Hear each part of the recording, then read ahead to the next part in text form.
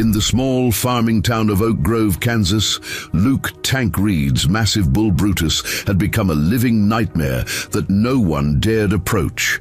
For 18 months, the 2,000-pound Angus had attacked veterinarians, charged at ranch hands, and terrorized anyone who came near his pen, forcing the community to consider him a dangerous menace that needed to be destroyed. But when 8-year-old Joy Phillips arrived in town, confined to her wheelchair and carrying her own invisible wounds, something impossible happened that would challenge everything Oak Grove believed about strength, healing, and what it truly means to be broken. The little girl who everyone assumed needed protection was about to prove that sometimes the most unlikely connections can heal the deepest scars. Quick pause before we continue.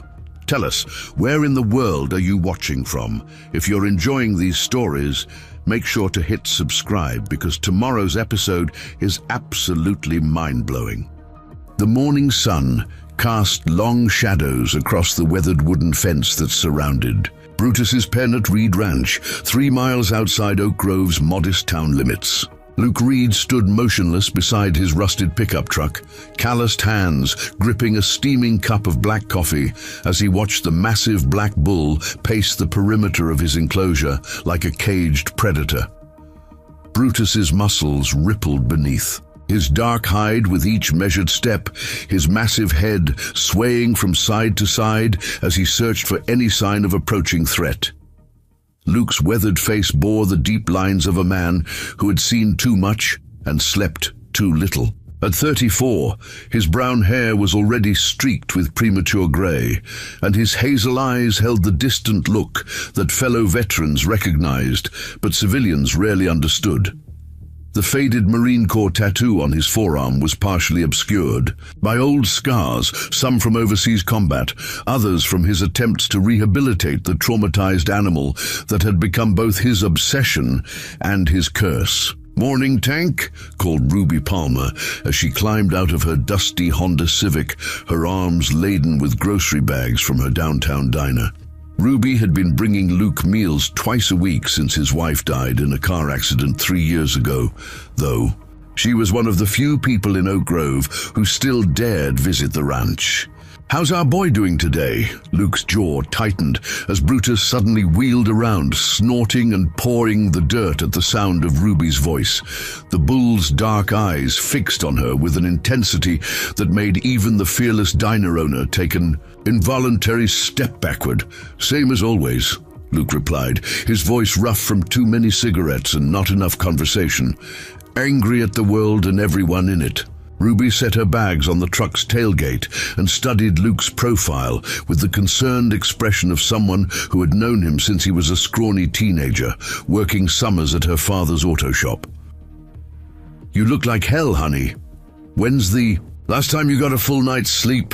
"Sleep's overrated," Luke muttered, taking another sip of coffee. The truth was that sleep brought dreams he preferred to avoid, memories of desert highways and roadside bombs that had nothing to do with Kansas farmland, but everything to do with why he understood Brutus's rage so completely. The bull had arrived at Reed Ranch 18 months ago, rescued from a bankrupt livestock operation where neglect and abuse had turned a once gentle animal into something dangerous and unpredictable.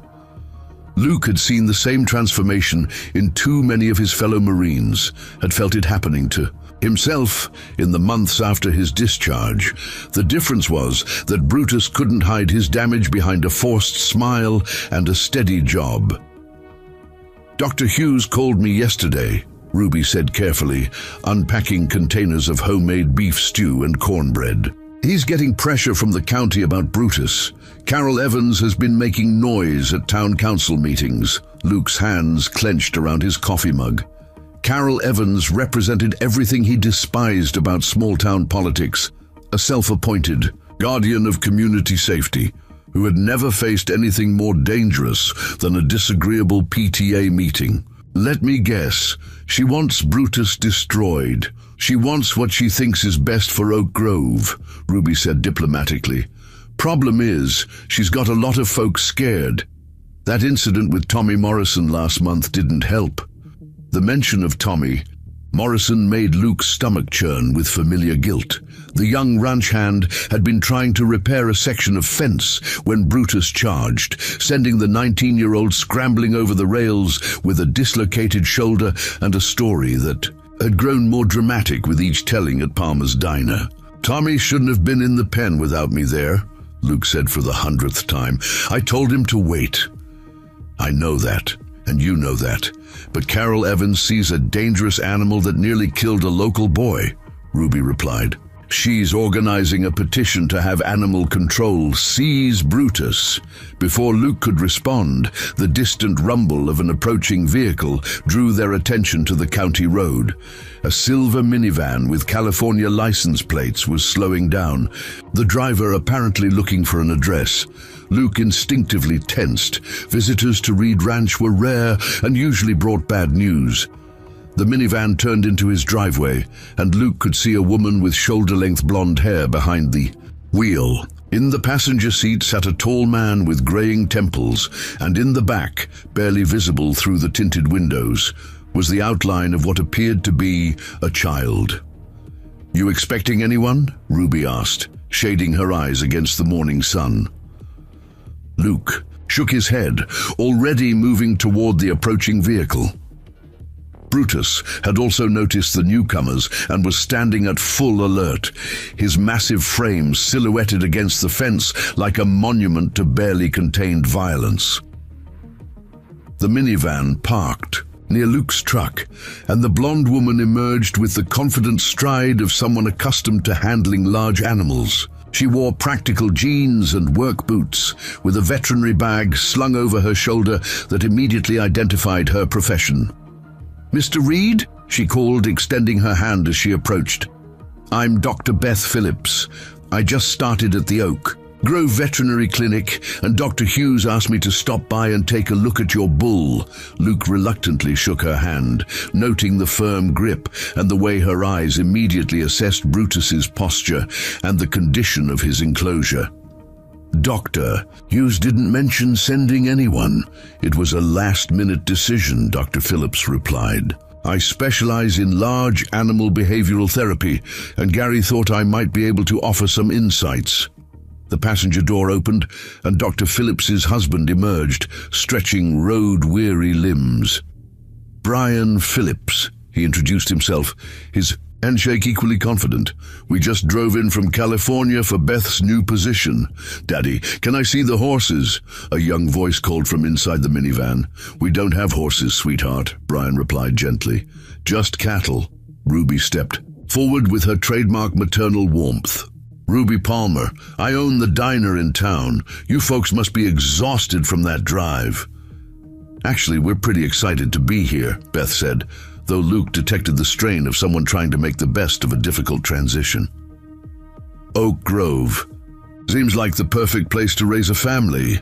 The minivan's sliding door opened with a mechanical whir, and Luke found himself staring at something he hadn't expected. A wheelchair-accessible ramp lowered automatically, and moments later, a small figure in a bright pink wheelchair appeared in the opening. Joy Phillips looked impossibly young to Luke's eyes, her dark hair pulled back in pigtails that bounced. As she maneuvered her chair down the ramp with practiced ease, she wore a yellow t-shirt decorated with cartoon horses and jeans that had been altered to accommodate her seated position. But it was her eyes that struck Luke most forcefully.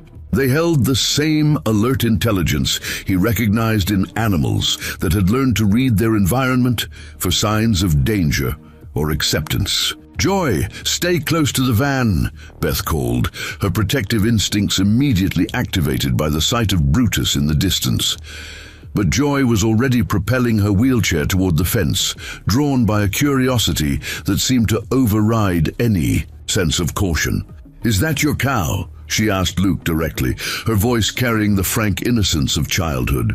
"He's a bull," Luke corrected automatically, then found himself adding, "His name is Brutus." "He looks sad," Joy observed, studying the massive animal with an intensity that made Luke uncomfortable. Ruby and the Phillips parents exchanged glances.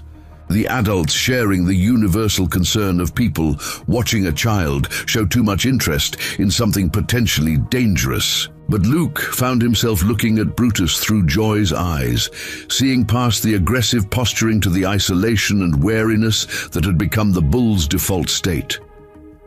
"Joy, honey, come away from there," Brian called, moving toward his daughter, with the careful urgency of a parent who had learned to balance protection with independence.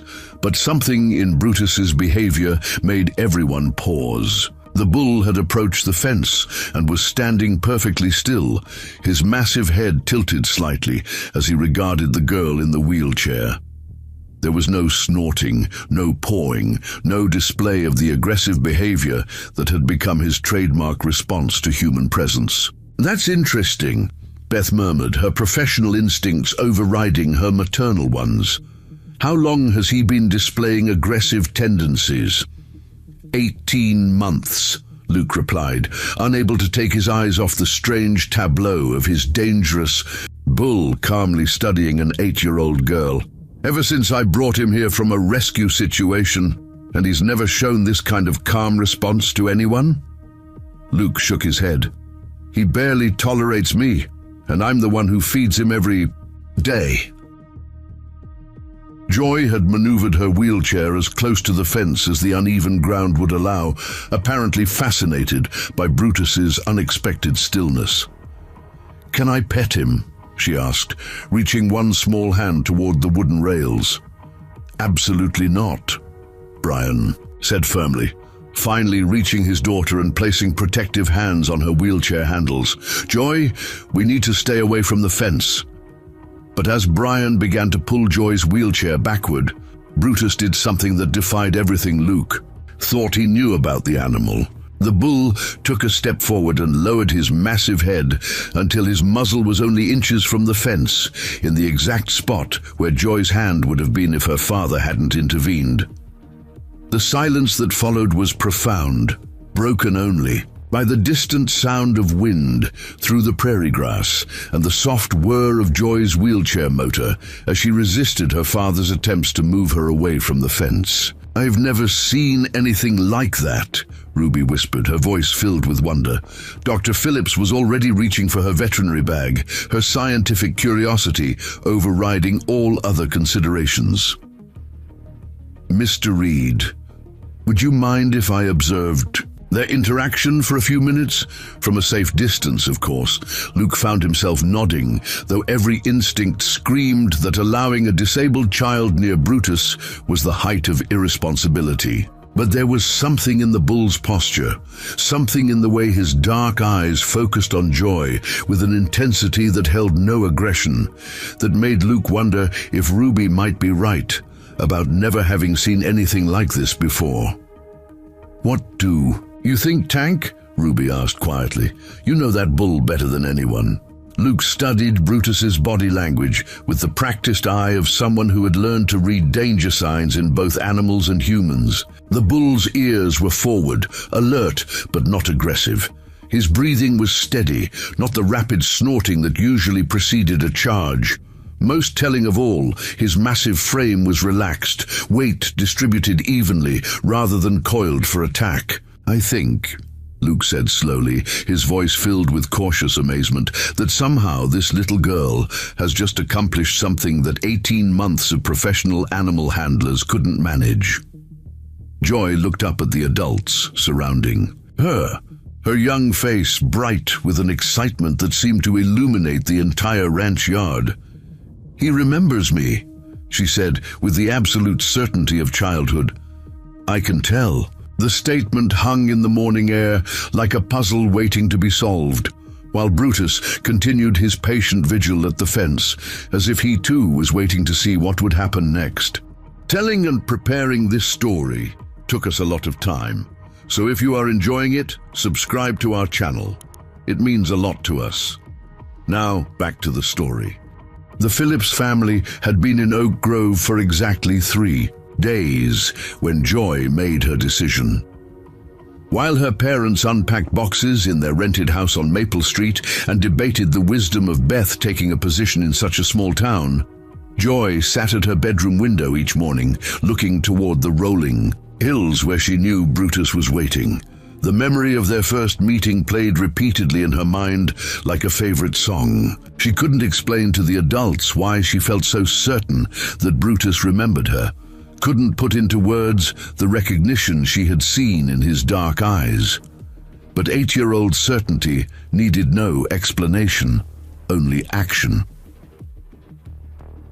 On Thursday morning, while Beth made hurried phone calls to California veterinary contacts and Brian assembled furniture in the living room, Joy quietly maneuvered her wheelchair out the back door and onto the sidewalk. The route to Reed Ranch wasn't complicated.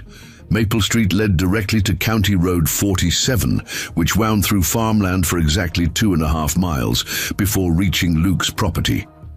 She had calculated the distance carefully using the odometer. Reading on her wheelchair's digital display, the October air carried the sweet scent of harvested corn and the earthy smell of recent rain.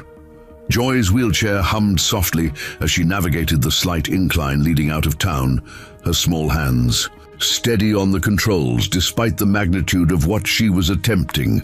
She had never traveled this far from home alone, but the pull she felt toward Brutus was stronger than any fear of getting lost or in trouble. At Palmer's Diner, Ruby was serving coffee to the morning regulars when Edith Morrison hurried through. The front door, her grey hair disheveled and her face flushed with excitement. "Ruby, you're not going to believe what I just saw," Edith announced breathlessly, sliding onto a red vinyl stool at the counter. "That little Phillips girl, the one in the wheelchair, she's heading out toward Reed Ranch all by herself." Ruby's coffee pot paused midway to a cup. "What do you mean all by herself?" "I was hanging laundry and saw her coming down County Road 47 in that electric wheelchair of hers," Edith explained, "moving along steady as you please, like she knew exactly where she was going." The diner fell silent as the handful of morning customers processed this information. Everyone in Oak Grove had heard about the strange interaction between Joy and Brutus 3 days earlier, and the story had grown in the telling until some versions had the bull practically bowing to the little girl. "Someone needs to call her." "Parents," declared Harold Weaver, a retired farmer who had appointed himself guardian of community safety in his golden years. "That child has no business anywhere near that devil animal." Ruby was already reaching for the phone, but her hand hesitated as she considered the implications. The Phillips family was still settling in, still trying to find their place in a community that wasn't always welcoming to outsiders. A frantic phone call about their missing daughter would hardly help them feel at home in Oak Grove. "Maybe I should drive out there first," Ruby suggested, "just to make sure she's safe." "And what if that bull decides to charge?" Harold demanded. "You want to be responsible for a tragedy?" Meanwhile, Joy was making steady progress along County Road 47, her wheelchair's tires humming against the asphalt as she navigated around potholes and debris. The rural landscape stretched endlessly around her, dotted with farmhouses and grain silos that stood like sentinels against the vast Kansas sky. She had always loved the feeling of open space, the sense of possibility that came with wide horizons. As Reed Ranch came into view, Joy felt her heart rate quicken with anticipation rather than fear. She could see Brutus in his pen, standing near the fence as if he had been waiting for her arrival. The massive bull's head was raised, alert and focused in her direction, but there was none of the agitation that supposedly marked his interactions with other humans.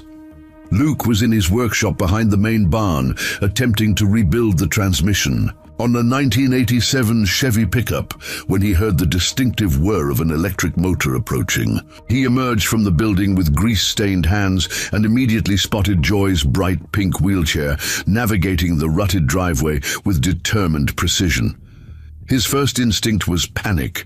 Joy was alone, miles from town, approaching a bull that had terrorized grown men. His second instinct, equally strong, was to grab his phone and call her parents. But something in the girl's posture, The confident way she maneuvered her chair, the deliberate purpose in her movement, made him pause. "Joy," he called, walking toward her with careful, non-threatening steps. "Does your family know where you are?" Joy brought her wheelchair to a stop near Luke's truck and looked up at him with the direct gaze he was beginning to recognize as her trademark. "I needed to see Brutus," she said simply. "I think he's lonely." Luke glanced toward the bullpen, where Brutus had moved to the fence closest to Joy's position. The animal's entire demeanor was different from his usual defensive stance. Relaxed, attentive, almost eager. "Joy, what you did the other day was remarkable," Luke said carefully, "but Brutus is still dangerous. He's hurt people. He's hurt people who were afraid of him," Joy corrected with the matter-of-fact logic of childhood. "I'm not afraid." Before Luke could respond, the sound of an approaching vehicle drew his attention to County Road 47. Ruby's Honda was kicking up a dust cloud as it turned into the ranch driveway, followed closely by a newer sedan that Luke didn't recognize. Ruby parked near the workshop and hurried toward them, her face a mixture of relief and concern. "Joy, honey, half the town is looking for you. Your parents are frantic." The sedan's doors opened to reveal Beth and Brian Phillips, both looking exactly as worried as Ruby had predicted. Beth was still wearing surgical scrubs from an early morning. Emergency call, and Brian's hair stuck up at odd angles, as if he had been running his hands through it repeatedly. "Joy Elizabeth Phillips," Beth said in the tone that mothers perfect for moments of simultaneous relief and anger. "You scared us to death." "I left a note," Joy protested. "It's on my desk." "A note that said gone to see Brutus is not sufficient explanation for leaving the house alone," Brian added, his engineer's mind already calculating the distance Joy had traveled and the risks she had faced. But as the family drama unfolded, something else was happening that gradually captured everyone's attention. Brutus had approached the fence and was standing directly opposite Joy's wheelchair, separated by only the wooden rails and about 10 feet of distance.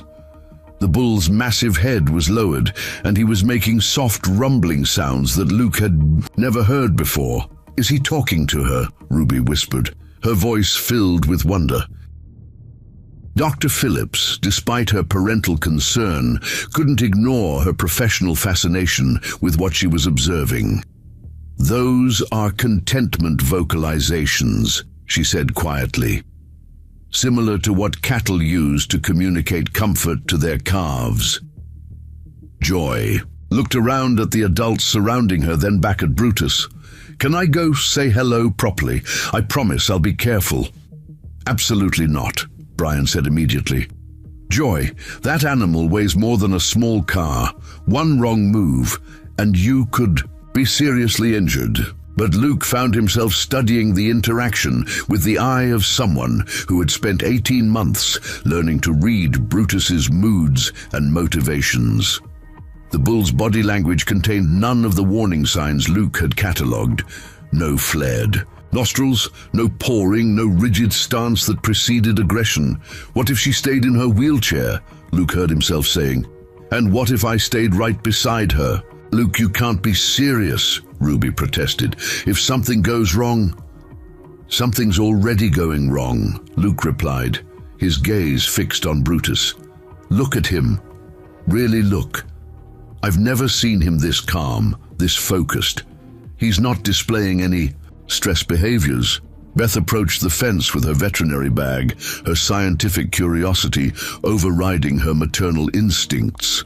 "The body language is consistent with non-aggressive interest," she admitted, "but we have no way of predicting how he might react to closer contact." "Yes, we do," Joy said with quiet confidence. "He's telling us right now. He wants to be friends." If responding to her words, Brutus took a step closer to the fence and extended his massive head toward Joy's position. The gesture was unmistakably inviting, a request for interaction rather than a threat. The debate that followed revealed the deep divisions that Joy's presence had created in the small community. Brian's protective instincts warred with his recognition, that his daughter had always possessed an unusual understanding of animals. Beth's scientific training conflicted with her medical knowledge of what a 2,000-pound bull could do to a small child.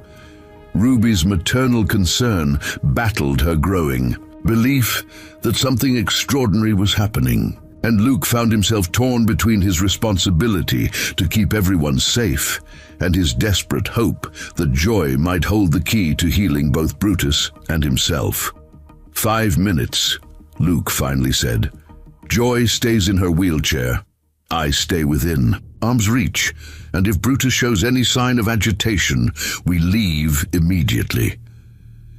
This is insane, Brian muttered, but he didn't physically prevent his daughter from moving toward the fence. Joy's wheelchair hummed softly as she approached the wooden rails, with Luke walking slowly beside her. Brutus watched their approach with eyes that held an intelligence Luke was only beginning to understand.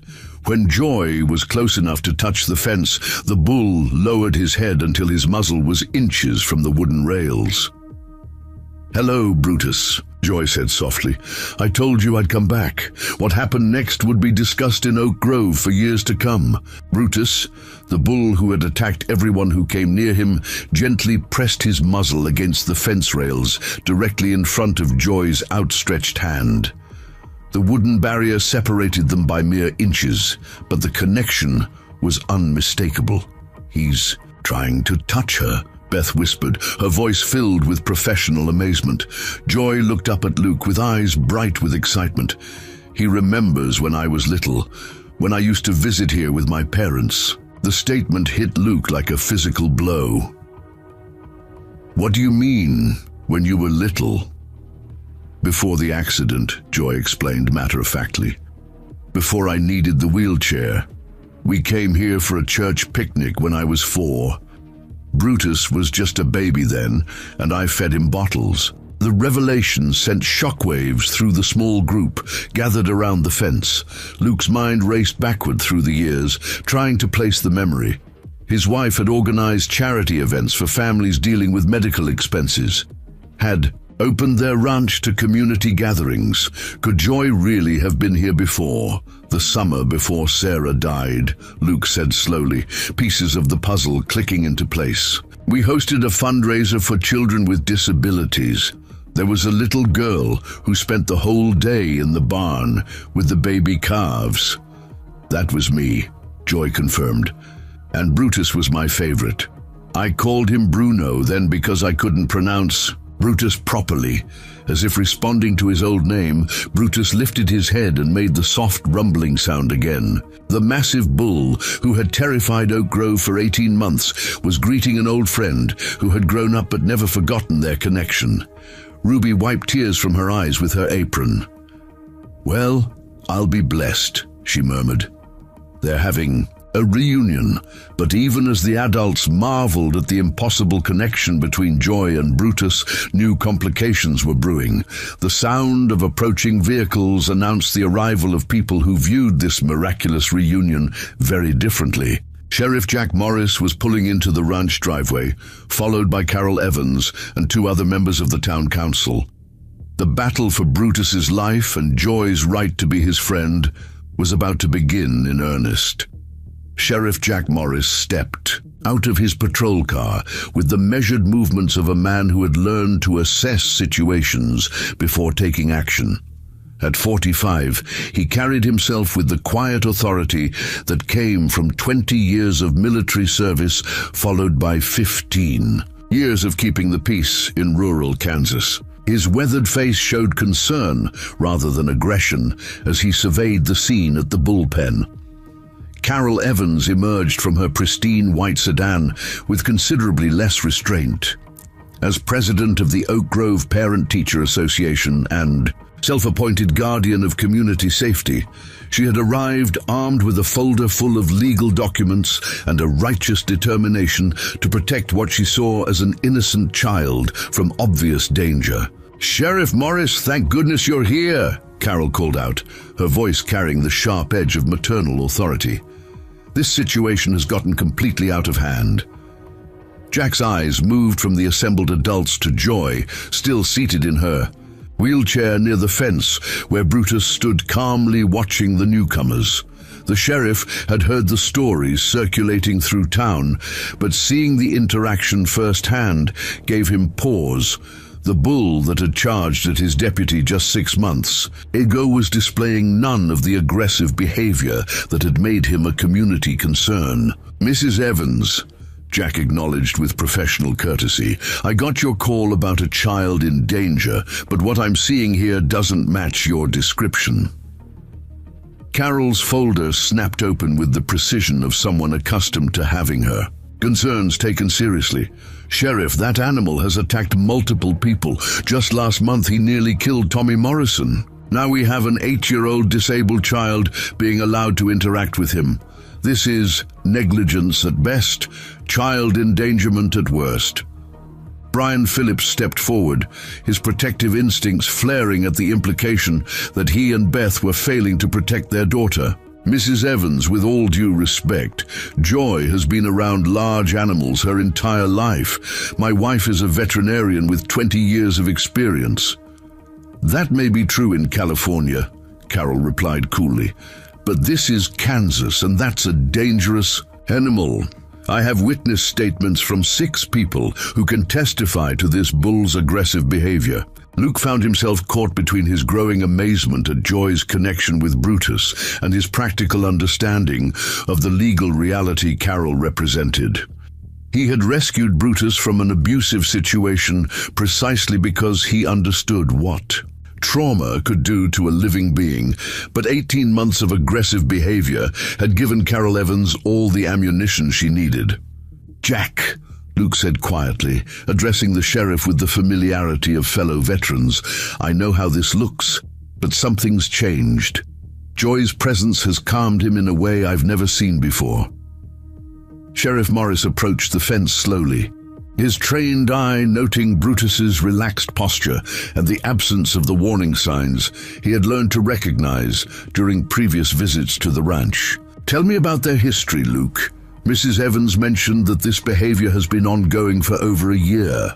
Luke's jaw tightened as he prepared to defend 18 months of decisions that had isolated him from his community and branded him as the owner of a dangerous animal. Brutus came from a rescue situation. The previous owner was facing bankruptcy and had been taking his frustrations out on the livestock. "When I brought him here, he was traumatized, aggressive, unable to trust anyone. And you thought you could fix him," Carol interjected. "Luke, you're not a veterinarian or an animal behaviorist. You're a mechanic who took on an animal that was clearly beyond your ability to handle." The accusation hung in the air like a challenge, and Luke felt the familiar tightness in his chest that came with being judged for decisions that others couldn't understand. He had rescued Brutus for the same reason he worked 18-hour days in his shop and avoided the well-meaning invitations from church ladies and concerned neighbors, because sometimes broken things needed space to heal rather than eager attempts to fix them. "Mrs. Evans," Dr. Phillips intervened, her professional credentials lending weight to her words, "I've observed animal behavior for 2 decades, and what I'm seeing here challenges conventional understanding of bovine psychology. This bull is displaying contentment behaviors specifically in response to my daughter's presence." "Then explain Tommy Morrison's dislocated shoulder," Carol shot back. "Explain why Dr. Hughes had to sedate this animal 3 times just to examine him. Explain why every ranch hand in the county refuses to work with Luke because of this bull." Pete Collins had been listening to the argument from his position near Ruby's car, leaning heavily on the walking stick that had become his constant companion since his hip replacement surgery. At 73, Pete had seen enough ranch life to recognize both genuine danger and misunderstood animals. His weathered voice cut through the tension with the authority of experience. "Carol, you ever been around cattle when they're genuinely aggressive?" Pete asked, his faded blue eyes focused on Brutus. "Real aggression looks different from what that bull's showing now. He's relaxed, curious, protective even. That's not the posture of an animal planning to attack. Carol's folder rustled as she flipped through papers with growing frustration. Mr. Collins, I respect your experience, but we have legal obligations here. Animal control has the authority to seize dangerous livestock, and I have documentation of multiple incidents. Sheriff Morris studied the group dynamic with the practiced eye of someone accustomed to mediating community disputes. Jack had served 2 tours in Afghanistan before returning to Oak Grove, and he recognized the signs of trauma in both Luke and Brutus. He also understood the legitimate concerns that drove Carol's crusade for community safety. What exactly are you proposing, Mrs. Evans? Jack asked. Immediate seizure of the animal, pending a behavioral evaluation, Carol replied crisply, and a formal investigation into whether the Phillips family is providing adequate supervision for their daughter. The threat to both Brutus and Joy galvanized the group in ways that individual concerns hadn't managed. Brian's face darkened with anger at the suggestion that he and Beth were unfit parents. Ruby's maternal instincts flared at the implication that Joy was being neglected. Luke felt the familiar rage that came with having his motives questioned by people who had never faced the choice between abandoning a damaged creature and risking community disapproval. But it was Joy who broke the tense silence with a question that revealed the heart of the conflict. Mrs. Evans, she said in her clear young voice, are you afraid of Brutus or are you afraid of me? The unexpected question caught Carol off guard. What do you mean, dear? I mean, is the problem that Brutus might hurt someone? Or is the problem that you don't think I should be able to do something that other kids can't do? The simplicity of Joy's question exposed the complex layers of prejudice and fear that drove the community's response to her friendship with Brutus. Carol Evans had spent her entire adult life advocating for children's safety, but she had never considered that her protection might feel like limitation to the child being protected. Joy, honey, it's not about what you can or can't do, Carol said, her voice gentling despite her frustration. It's about keeping you safe from an animal that has hurt people. But he hasn't hurt me, Joy replied. And he won't hurt me. I know the difference. Dr. Phillips moved closer to her daughter, recognizing the signs that Joy was preparing to make one of her logical arguments that adults often found difficult to counter.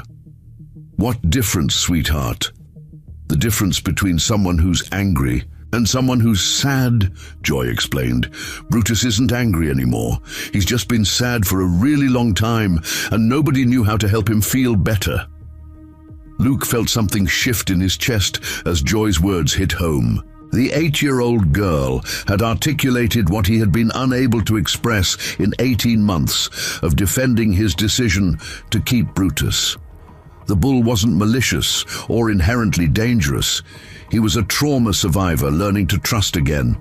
Sheriff Morris approached the fence and studied Brutus with new understanding. Luke, tell me about the rescue situation. What kind of abuse are we talking about? Luke's voice was rough with suppressed emotion as he recounted the details he had tried to forget. Electric prods, beatings, confinement in spaces too small for him to turn around. The previous owner was using pain and fear to control him. When I brought him here, he flinched every time someone raised their hand. And now, Jack asked. Luke looked at Joy, still seated calmly in her wheelchair, while Brutus stood peacefully nearby. Now he's learned that not all humans will hurt him. Joy reminds him of what kindness feels like. Carol's folder closed with a snap that sounded like defeat. Despite her genuine concern for community safety, she was beginning to understand that the situation was more complex than her legal documents could address. This is still highly irregular. We have liability issues, insurance concerns, precedent to consider. What if we established protocols?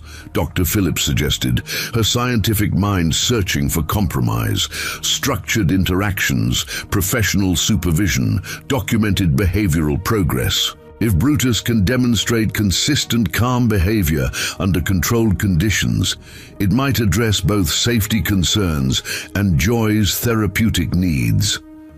Therapeutic needs? Carol asked.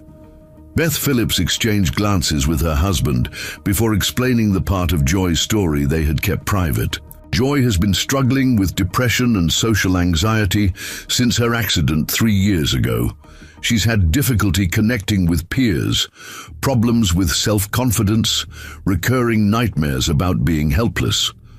Her interaction with Brutus is the first time we've seen her display genuine joy and confidence since the accident. The revelation added another layer to the community's understanding of what was at stake. Joy wasn't just a disabled child playing with a dangerous animal. She was a trauma survivor, finding healing through an unlikely friendship with another trauma survivor. Ruby wiped tears from her eyes as the pieces of the puzzle came together. So they're helping each other heal. That's exactly what they're doing, Luke said quietly. I just didn't understand it until Joy explained it. Sheriff Morris removed his hat and ran his fingers through his graying hair, a gesture that revealed the weight of the decision he was being asked to make. As a fellow veteran, he understood Luke's motivation for rescuing Brutus. As a law enforcement officer, he recognized the legitimate safety concerns Carol had raised. As a member of the Oak Grove community, he knew that this decision would set a precedent for how the town dealt with difference and disability. Here's what we're going to do, Jack announced after a long moment of consideration. Luke, you'll work with Dr. Phillips to establish formal protocols for Joy's interactions with Brutus. Mrs. Evans, you'll have the right to observe these interactions and document any concerns. If there are any incidents, any at all, we'll revisit the situation immediately. Carol's expression suggested she wasn't entirely satisfied with the compromise, but she recognized the sheriff's authority and the community support that was clearly building around Luke and Joy. And if I'm not comfortable with what I observe, then we'll address those concerns through proper legal channels, Jack replied. But until then, we're going to give this unusual situation a chance to prove itself. As the various cars began departing Reed Ranch, Joy remained in her wheelchair near the fence where Brutus continued his patient vigil. The massive bull had weathered the storm of adult conflict with the same calm presence he had shown during Joy's visit, as if he understood that his future depended on proving that damaged creatures could learn to trust again. Joy, Luke called softly, your parents are ready to take you home. Can I come back tomorrow? She asked, her young face bright with hope. Luke looked at Brutus, then at Dr. Phillips, who nodded her professional approval. Yes, he said, surprising himself with how much he meant it. I think Brutus would like that very much. As the Phillips family prepared to leave, Brian approached Luke with the hesitant respect of one father, acknowledging another's expertise. Thank you for seeing what we couldn't see. Joy's happiness means everything to us. Luke watched the silver minivan disappear down County Road 47, then turned back to Brutus, who was still standing at the fence as if waiting for Joy's return. For the first time in 18 months, Luke felt something that might have been hope. 2 weeks after the confrontation at Reed Ranch, a routine had developed that gave the appearance of normalcy while masking the growing tensions beneath Oak Grove's surface.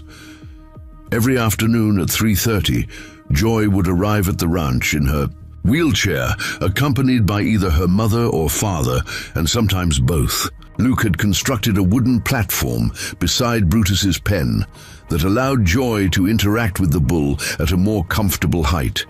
And Dr. Phillips had established a detailed behavioral monitoring protocol that satisfied most official requirements.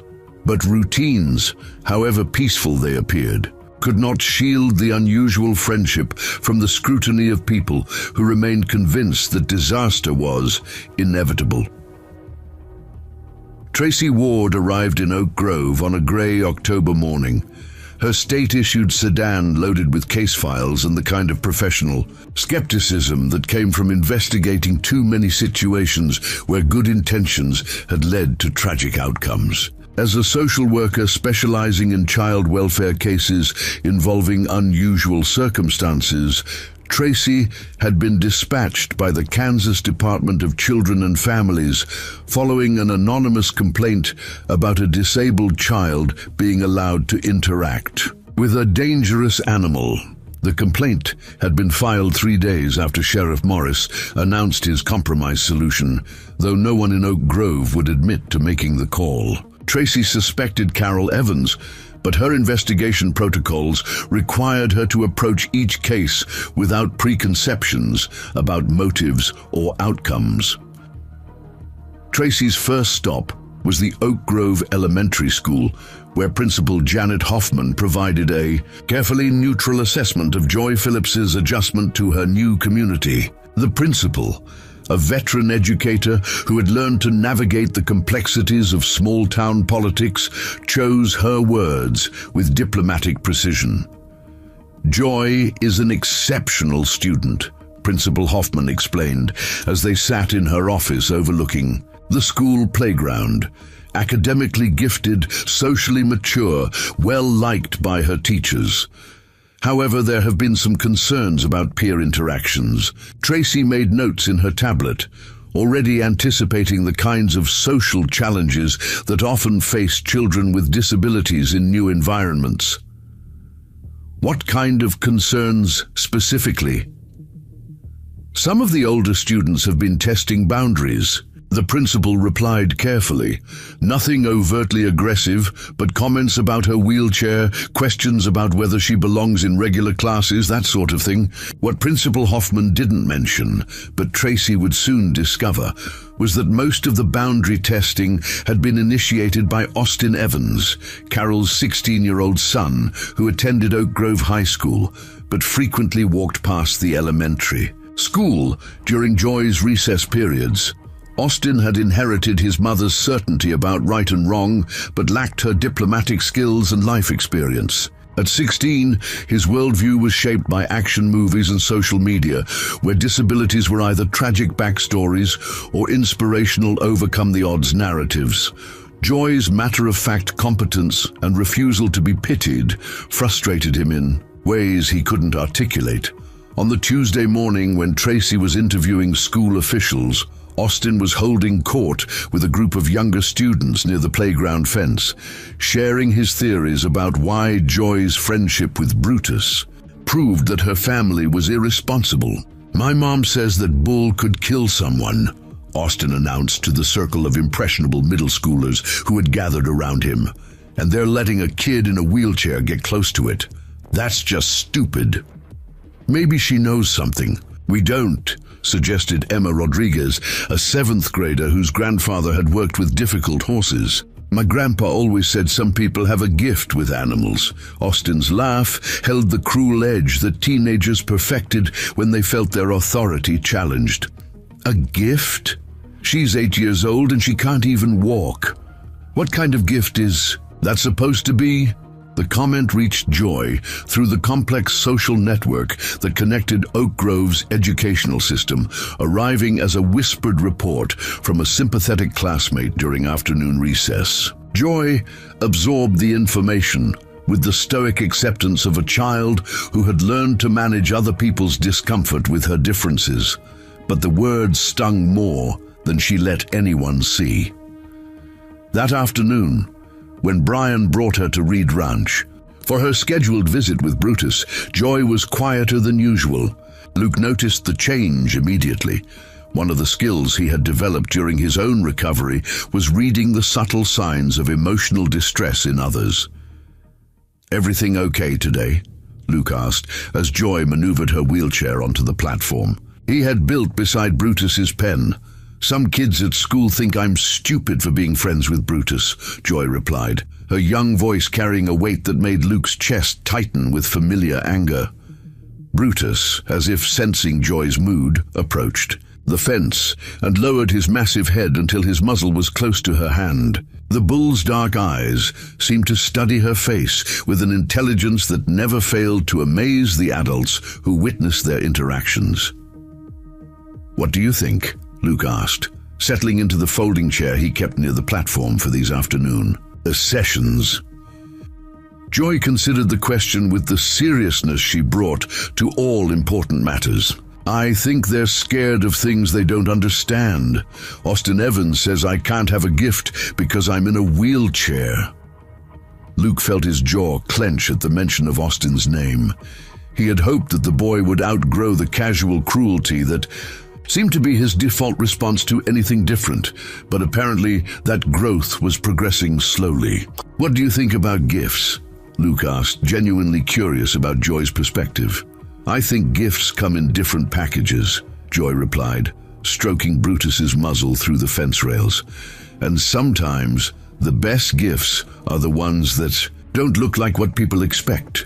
The conversation was interrupted by the arrival of a state sedan that Luke didn't recognize. Tracy Ward emerged from the vehicle with the purposeful stride of someone accustomed to conducting official business in unofficial settings. She wore professional attire that marked her as an outsider even before she introduced herself. "Mr. Reed, I'm Tracy Ward from the Kansas Department of Children and Families. I'm here to conduct a welfare check regarding Joy Phillips." Luke's blood pressure spiked as he processed the implications of a state social worker arriving unannounced to evaluate Joy's safety. He had been expecting something like this ever since Carol Evans had made her concerns official. But the reality was still jarring. "Joy's father is here," Luke said, nodding toward Brian, who was emerging from the ranch house where he had been reviewing Luke's insurance documentation with Dr. Phillips.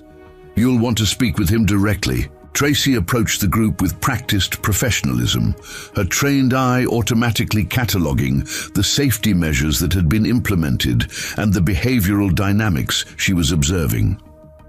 Joy remained calm in her wheelchair beside Brutus's. But Tracy noted the protective way the adults positioned themselves around the child. "Mr. Phillips, I'm Tracy Ward. I need to conduct an assessment of Joy's living situation and current care arrangements.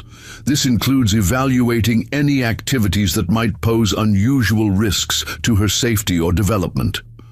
Brian's engineering background had taught him to approach problems systematically, but the implied criticism of his parenting triggered defensive reactions that surprised him with their intensity. "Ms. Ward, our daughter is under the constant supervision of licensed professionals when she interacts with Brutus.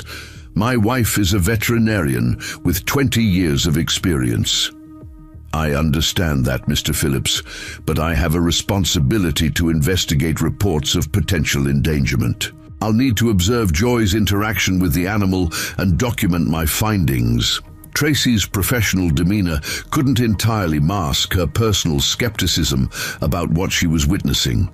In her 8 years of social work, she had seen too many cases where well-meaning adults had exposed children to unnecessary risks in the name of therapeutic benefits or special connections.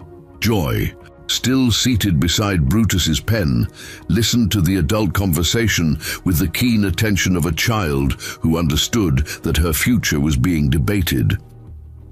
When Tracy approached the platform to begin her observation, Joy greeted her with the direct courtesy that had become her trademark. "Hello, Ms. Ward. Would you like to meet Brutus?" Tracy positioned herself where she could observe both Joy and the bull while maintaining what she judged to be a safe distance. "I'm here to watch and learn, Joy. Can you tell me about your friendship with Brutus?" What followed was a demonstration that challenged every assumption Tracy had brought to the investigation. Joy spoke to Brutus in quiet, conversational tones, while the massive bull responded with the gentle attention of a devoted companion. There were no sudden movements, no signs of stress or aggression, no indication that either participant viewed their interaction as anything other than a normal friendship. "How long have you been visiting Brutus?" Tracy asked, taking notes on her tablet. "Every day for 2 weeks," Joy replied. "But I knew him before, when I was little. We've been friends for a long time." Tracy interviewed Luke about the safety protocols, questioned Dr. Phillips about behavioral assessments, and reviewed the documentation that had been meticulously maintained since Sheriff Morris's compromise. Everything she observed supported the conclusion that Joy was in no immediate danger, but the social worker's training had taught her to look beyond surface appearances. "Mr. Reed, I need to understand your motivation for allowing a child to interact with an animal that has demonstrated aggressive behavior toward adults." Luke's answer came from a place of hard-won self-awareness that had taken him years to develop. Because sometimes healing happens in ways that don't make sense to people who haven't been broken themselves. Joy and Brutus understand each other in ways that adults are still trying to figure out. The honesty of Luke's response caught Tracy off guard. She had expected defensive justifications or therapeutic theories, not the raw acknowledgement of shared trauma that had shaped both Joy's and Brutus's experiences. "And you believe this interaction is beneficial for Joy?" Before Luke could answer, Joy spoke up with the clarity that consistently surprised adults who underestimated her emotional intelligence. "Ms. Ward, before I met Brutus again, I had nightmares every night about being helpless. Now I dream about flying." The simple statement contained layers of meaning that Tracy's professional training helped her recognize. Joy wasn't just describing changed sleep patterns. She was articulating a fundamental shift in how she viewed her own agency and capabilities. But Tracy's investigation was far from complete. That evening, she interviewed neighbors, school officials, and community members to gather a comprehensive picture of Joy's adjustment to life in Oak Grove. The conversations revealed a community divided between those who saw Joy's friendship with Brutus as evidence of special gifts and those who viewed it as confirmation of parental irresponsibility. The most troubling interview came from Carol Evans, who provided Tracy with a folder full of documentation about Brutus's aggressive history and her concerns about the precedent being set by allowing the interactions to continue. "Ms. Ward, I understand that Joy seems to have an unusual connection with this animal," Carol explained over coffee in her immaculate kitchen. "But we have liability issues, insurance concerns, and the safety of other children to consider. What happens when word spreads and other families want their children to interact with dangerous animals?" It was a valid concern that Tracy couldn't dismiss. Her job required her to consider not just immediate safety, but long-term implications and community standards. If she approved Joy's continued interaction with Brutus, would she be setting a precedent that could lead to other dangerous situations? The investigation took an unexpected turn when Austin Evans approached Tracy after school on Thursday, his teenage bravado masking an uncertainty that surprised the experienced social worker. "Ms. Ward, I heard you're investigating the Phillips family. I think there's something you should know."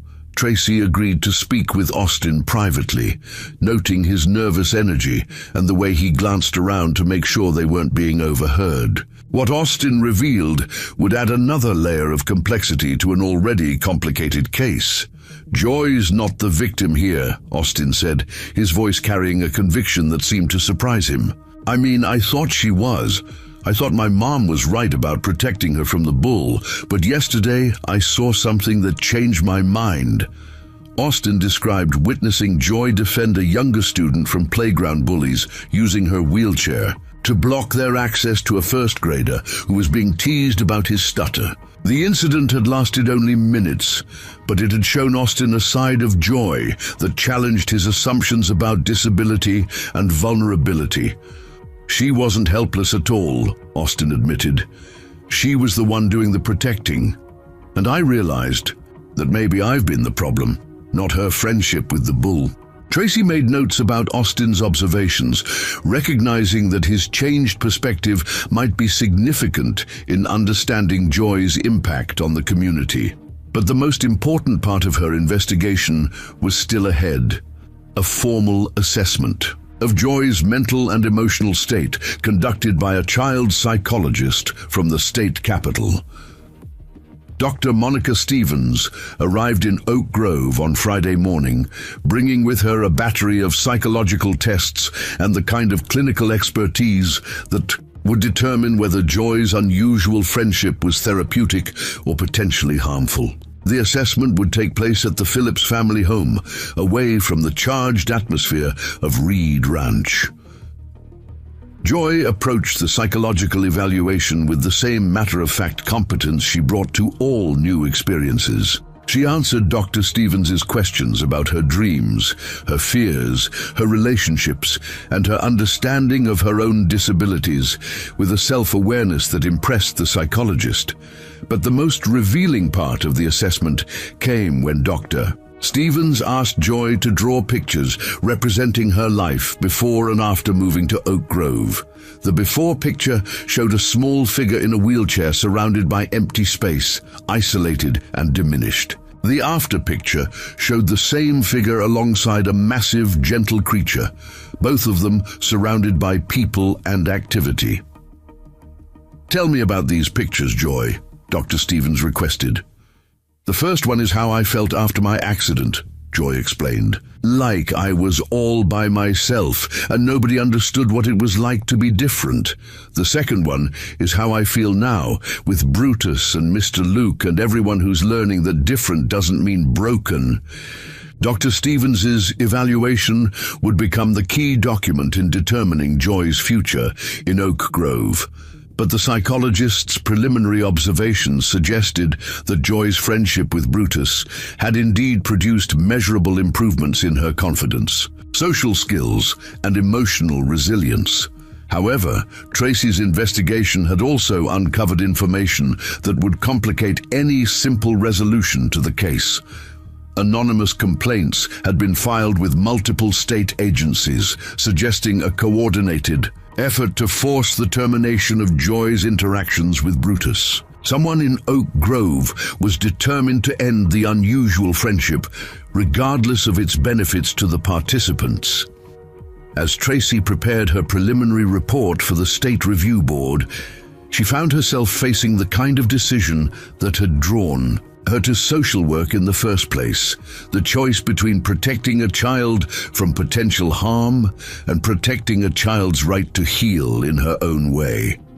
The bureaucratic answer was simple: remove Joy from any situation that carried unusual risks. But Tracy's professional instincts suggested that the greater risk might lie in separating Joy from the relationship that had restored her sense of agency and hope. The weekend would bring new complications that would test everyone's commitment to Joy's well-being and force the community to confront the deeper questions about difference, acceptance, and what it truly meant to keep a child safe. The phone call that would shatter the fragile peace at Reed Ranch came at 6:15 on Monday morning, jolting Luke from the first decent night's sleep he had managed in weeks. Sheriff Morris's voice carried the weight of someone delivering news he wished he didn't have to share. "Luke, we've got a problem. The State Veterinary Board received a formal complaint about Brutus yesterday. They're sending an animal control team to evaluate him for public safety risks." Luke sat up in bed, instantly alert despite the early hour. "What kind of evaluation?" "The kind that usually ends with dangerous animals being destroyed," Jack replied grimly. "I'm sorry, Luke. I tried to head this off, but the complaint went straight to the state level. It's out of my jurisdiction now." The news hit Luke like a physical blow, reviving the familiar sense of helplessness that had plagued him since his return from overseas.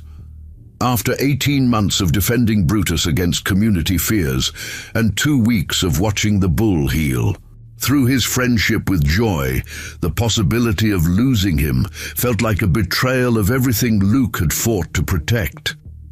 Luke's first call was to Dr. Phillips, who arrived at the ranch within 30 minutes still wearing surgical scrubs from an emergency call. Beth's professional expertise had become Luke's lifeline in navigating the bureaucratic challenges surrounding Brutus. But even her connections in the veterinary community might not be sufficient to counter a state-level intervention. Who filed the complaint?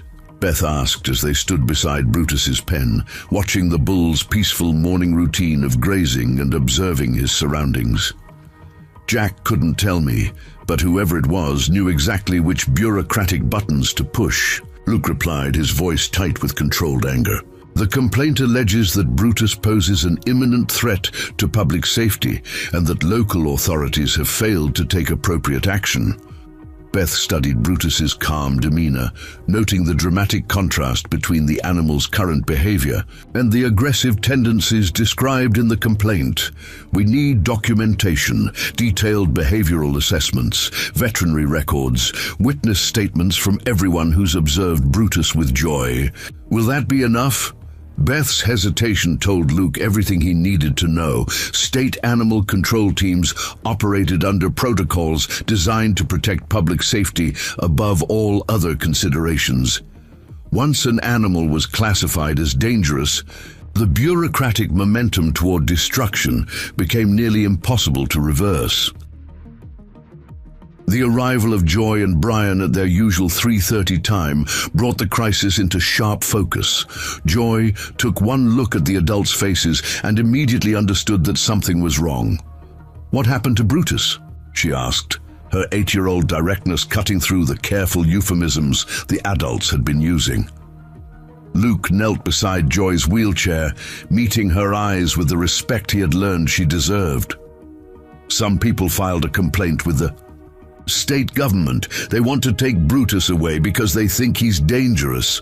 Joy's face went through a series of expressions: confusion, disbelief, and finally a determination that surprised even her parents. "But he's not dangerous. We can prove he's not dangerous." "Sweetheart, it's more complicated than that," Brian began, but Joy was already turning her wheelchair toward Brutus's pen. "Then we'll show them," she declared with the absolute certainty that only children could muster. "When they come to evaluate him, I'll demonstrate that he's gentle and safe."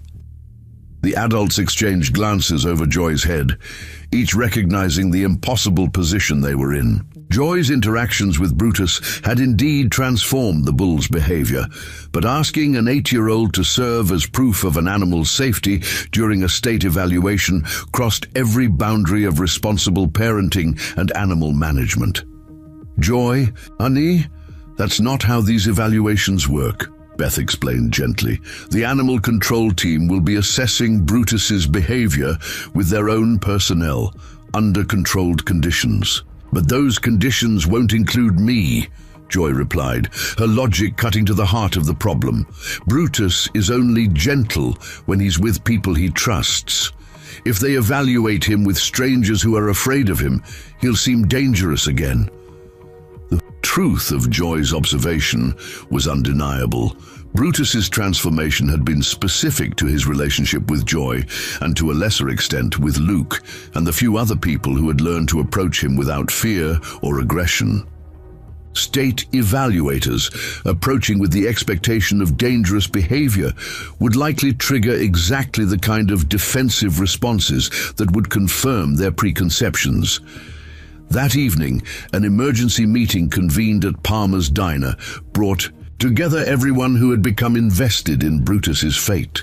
Ruby had closed the restaurant to regular customers, transforming the familiar space into an informal war room where strategy could be discussed away from curious ears. Pastor Tom Lewis offered the perspective of someone who had counseled both. Luke and several other veterans threw their adjustment challenges. "We're not just fighting for Brutus," he observed. "We're fighting for the principle that damaged creatures deserve the chance to heal rather than be destroyed, because healing is inconvenient. Old Pete Collins, despite his 73 years and increasing mobility challenges, had insisted on attending the meeting. His weathered hands gripped his coffee cup as he shared memories that put the current crisis in historical perspective. 40 years ago, we had a similar situation with a horse that had been abused by its previous owner, Pete recalled. Beautiful animal, but dangerous as a rattlesnake to anyone who approached with force or fear. Town wanted it destroyed, but a young girl, couldn't have been more than 10 years old, had a way with that horse that nobody could explain. "What happened?" Joy asked, her eyes bright with hope. "The girl grew up to become one of the finest horse trainers in Kansas," Pete replied.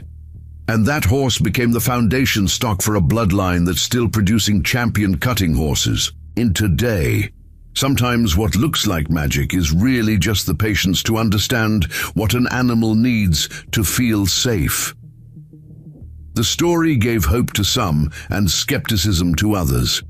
Carol Evans, who had requested permission to attend the meeting despite her role in the current crisis, remained convinced that good intentions couldn't override practical safety concerns. "Pete, I respect your experience, but we're talking about a 2,000-pound bull, not a horse," Carol pointed out. "The liability issues alone should make everyone reconsider this situation." Austin Evans sat quietly beside his mother, his teenage discomfort obvious as he struggled with the conflict between family loyalty and his growing understanding of what Joy's friendship with Brutus represented. Finally, he spoke up with a hesitancy that revealed his internal struggle. "Mom, what if we're wrong?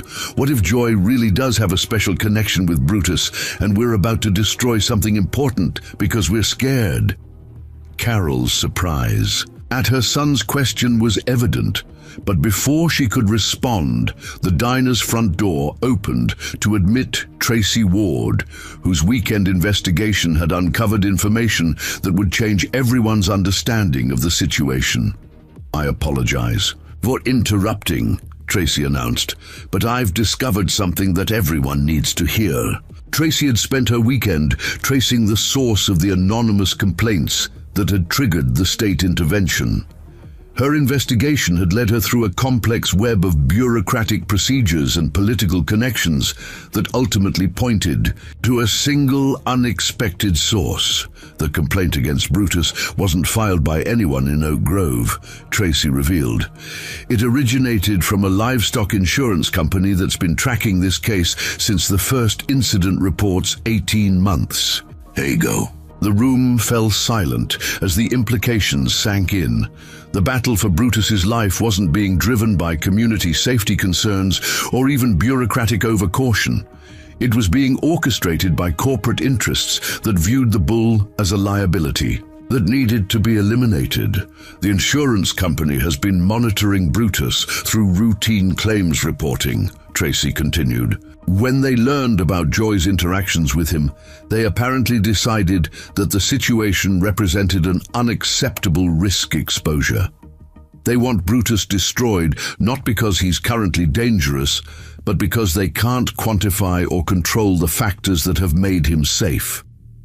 Luke felt rage building in his chest as he understood the true scope of what they were facing.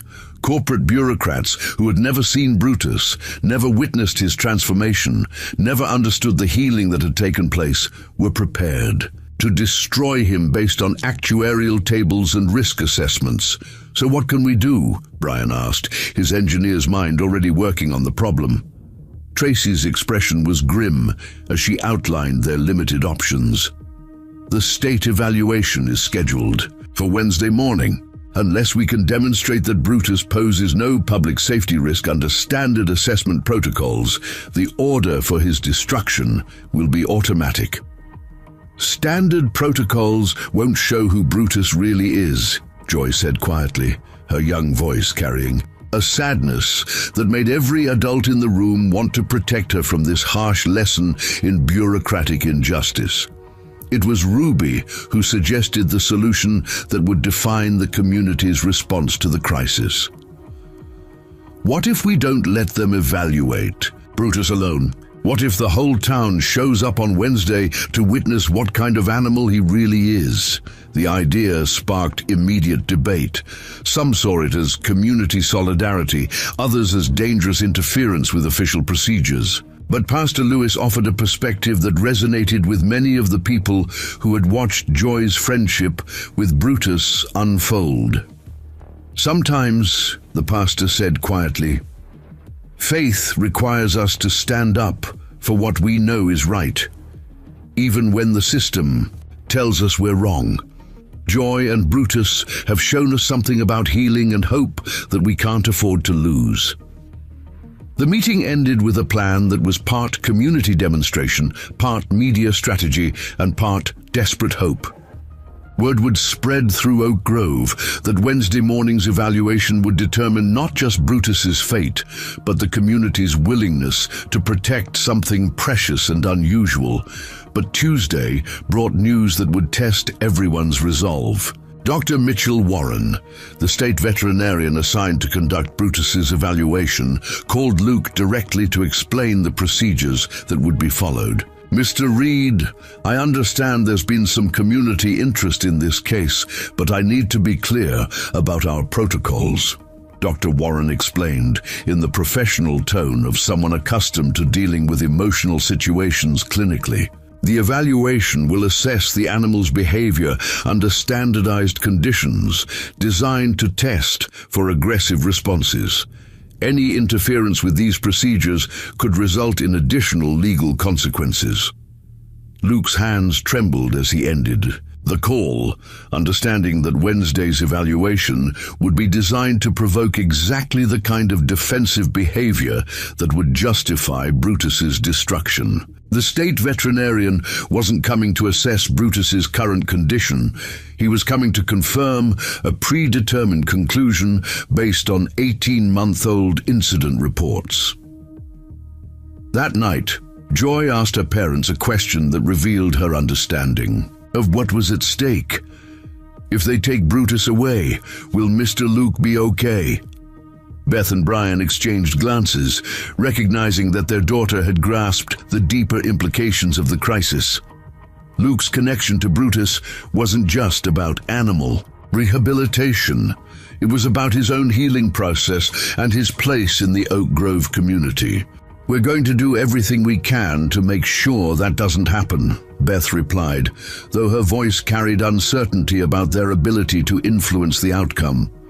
Joy nodded with the solemn acceptance of a child who had learned that adults couldn't always protect the things that mattered most. Then I guess tomorrow we find out if love is stronger than fear. As Tuesday night settled over Oak Grove, the community prepared for a confrontation that would test everything they had learned about courage, loyalty, and the willingness to stand up for those who couldn't protect themselves. Wednesday morning would bring either vindication or heartbreak, but it would also reveal who the people of Oak Grove truly were when it mattered most. Wednesday morning dawned gray and cold, with the kind of persistent drizzle that made the Kansas landscape look as somber as the mood at Reed Ranch. By 7 o'clock, vehicles were already arriving along County Road 47, their occupants gathering despite the weather to witness what many believed would be Brutus's final hours. Luke stood at his kitchen window, watching the growing crowd with a mixture of gratitude and dread. The support was overwhelming. He counted at least 30 cars and trucks parked along the roadside, representing families who had chosen to stand with him despite the potential consequences. But their presence also meant that Brutus's destruction, if it came, would unfold in front of the entire community. Dr. Mitchell Warren arrived at exactly 9 o'clock in a state veterinary services van, accompanied by 2 animal control officers, and enough equipment to handle what they clearly expected to be a dangerous situation. Warren was a man in his 50s, with the kind of methodical precision that had served him well in 25 years of livestock evaluation, but had also made him skeptical of emotional arguments about special circumstances. Mr. Reed, Warren, announced as he emerged from the van. "I need to be clear that this evaluation will follow standard protocols, regardless of any community interest in the outcome. For everyone's safety, I'm requesting that all non-essential personnel remain at least 50 feet from the animal enclosure." Luke nodded his understanding, though his jaw was tight with the effort of remaining diplomatically cooperative. "Dr. Warren, I'd like you to meet Dr. Beth Phillips, who's been monitoring Brutus's behavioral progress. She has documentation that might be relevant to your assessment." Warren acknowledged Beth with professional courtesy, but his expression suggested that he had already reviewed the case files and formed his conclusions. "Dr. Phillips, I appreciate your involvement, but our evaluation focuses on standardized behavioral responses rather than individual observations." Beth stepped forward with the confident bearing of someone accustomed to advocating for her patients. "Dr. Warren, with respect, this case presents unique circumstances that standard protocols may not adequately address. Brutus has shown remarkable behavioral transformation under specific conditions, which is exactly the problem," Warren replied, adjusting his clipboard with bureaucratic finality. "An animal whose behavior is unpredictable or conditional represents an unacceptable public safety risk. We need consistent, predictable responses under all circumstances." Joy, positioned in her wheelchair near the crowd of supporters, listened to the exchange with growing understanding of how the system was designed to work against Brutus. The evaluation wouldn't assess who he had become. It would test whether he could maintain his transformed behavior under deliberately stressful conditions administered by strangers who expected him to fail. Old Pete Collins, despite his 73 years and the morning chill, had positioned himself near the front of the gathered crowd. His weathered voice carried clearly as he addressed Dr. Warren with the authority of someone who had spent a lifetime working with livestock. "Doctor, I've been around cattle for 50 years, and I can tell you that what you're about to do isn't a fair test of that bull's nature. You're going to approach him like he's dangerous, and he's going to respond to your fear and aggression."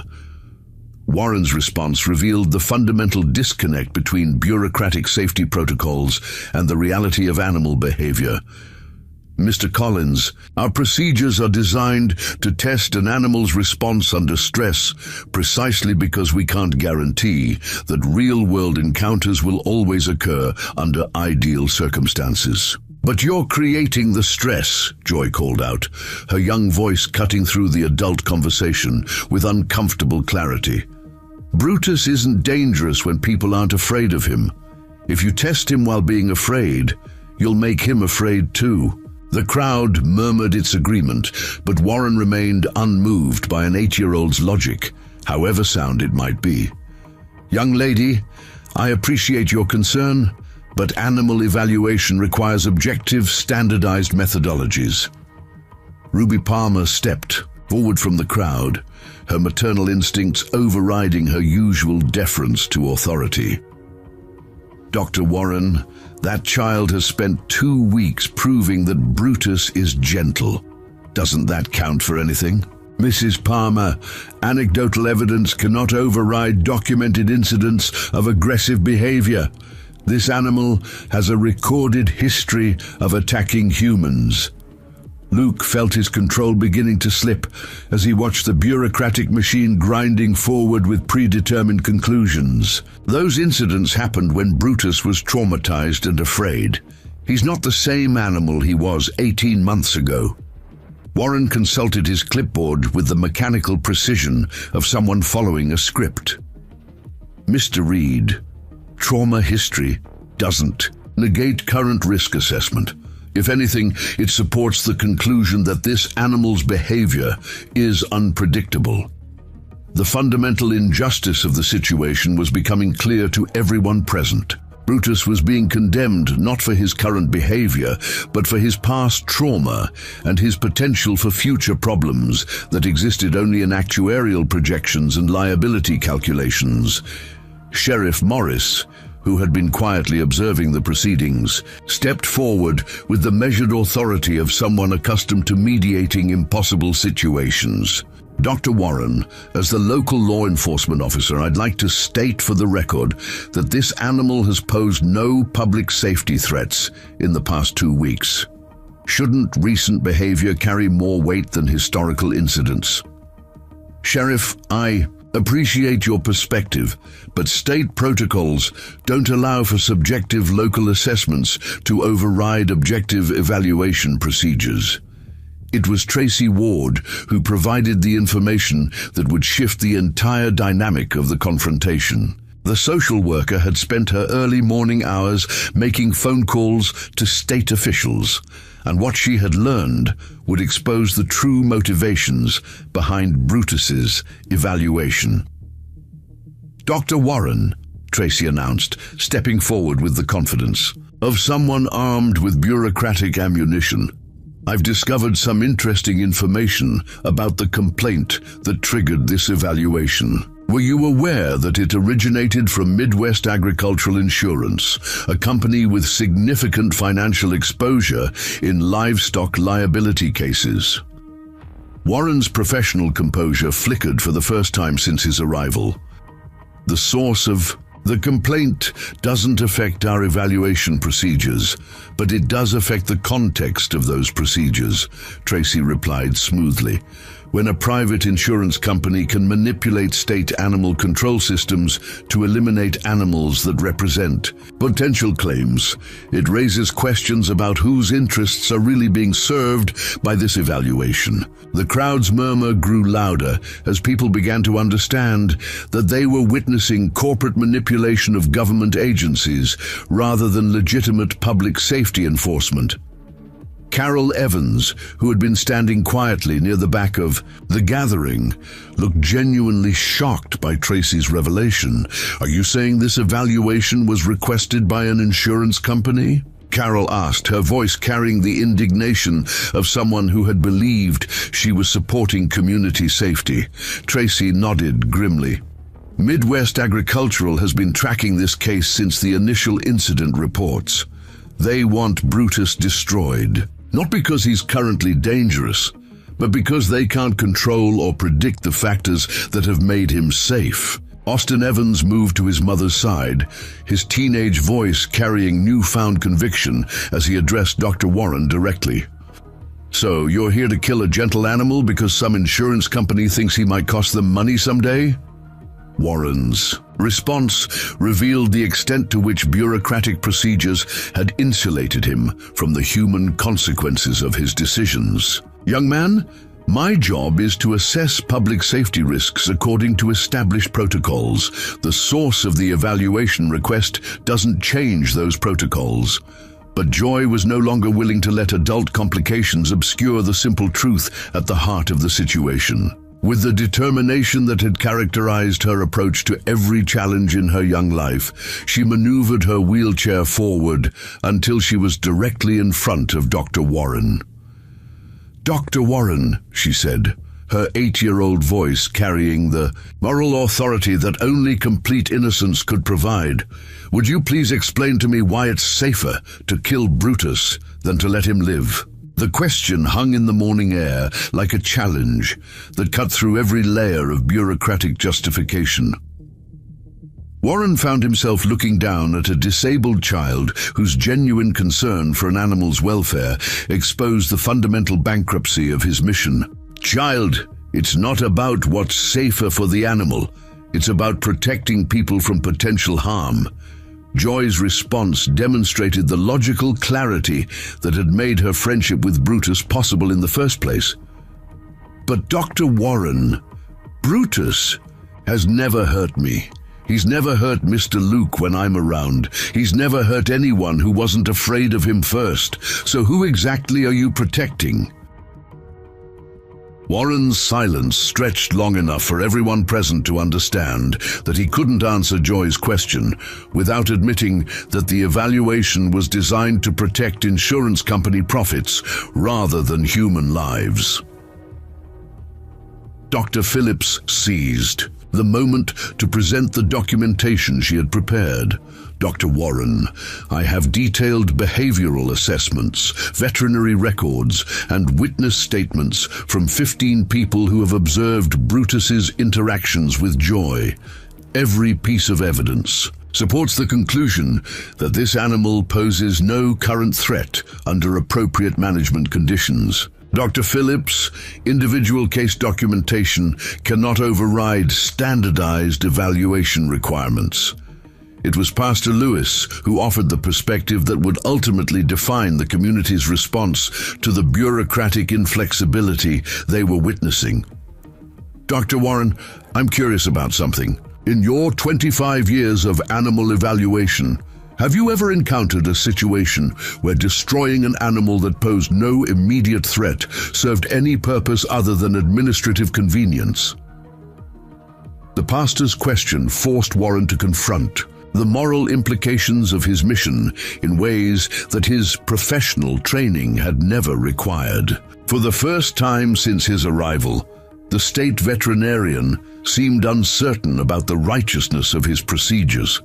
Reverend, my job is to follow established protocols, not to make moral judgments about individual cases. But don't those protocols assume that moral judgments have already been made? Pastor Lewis continued gently.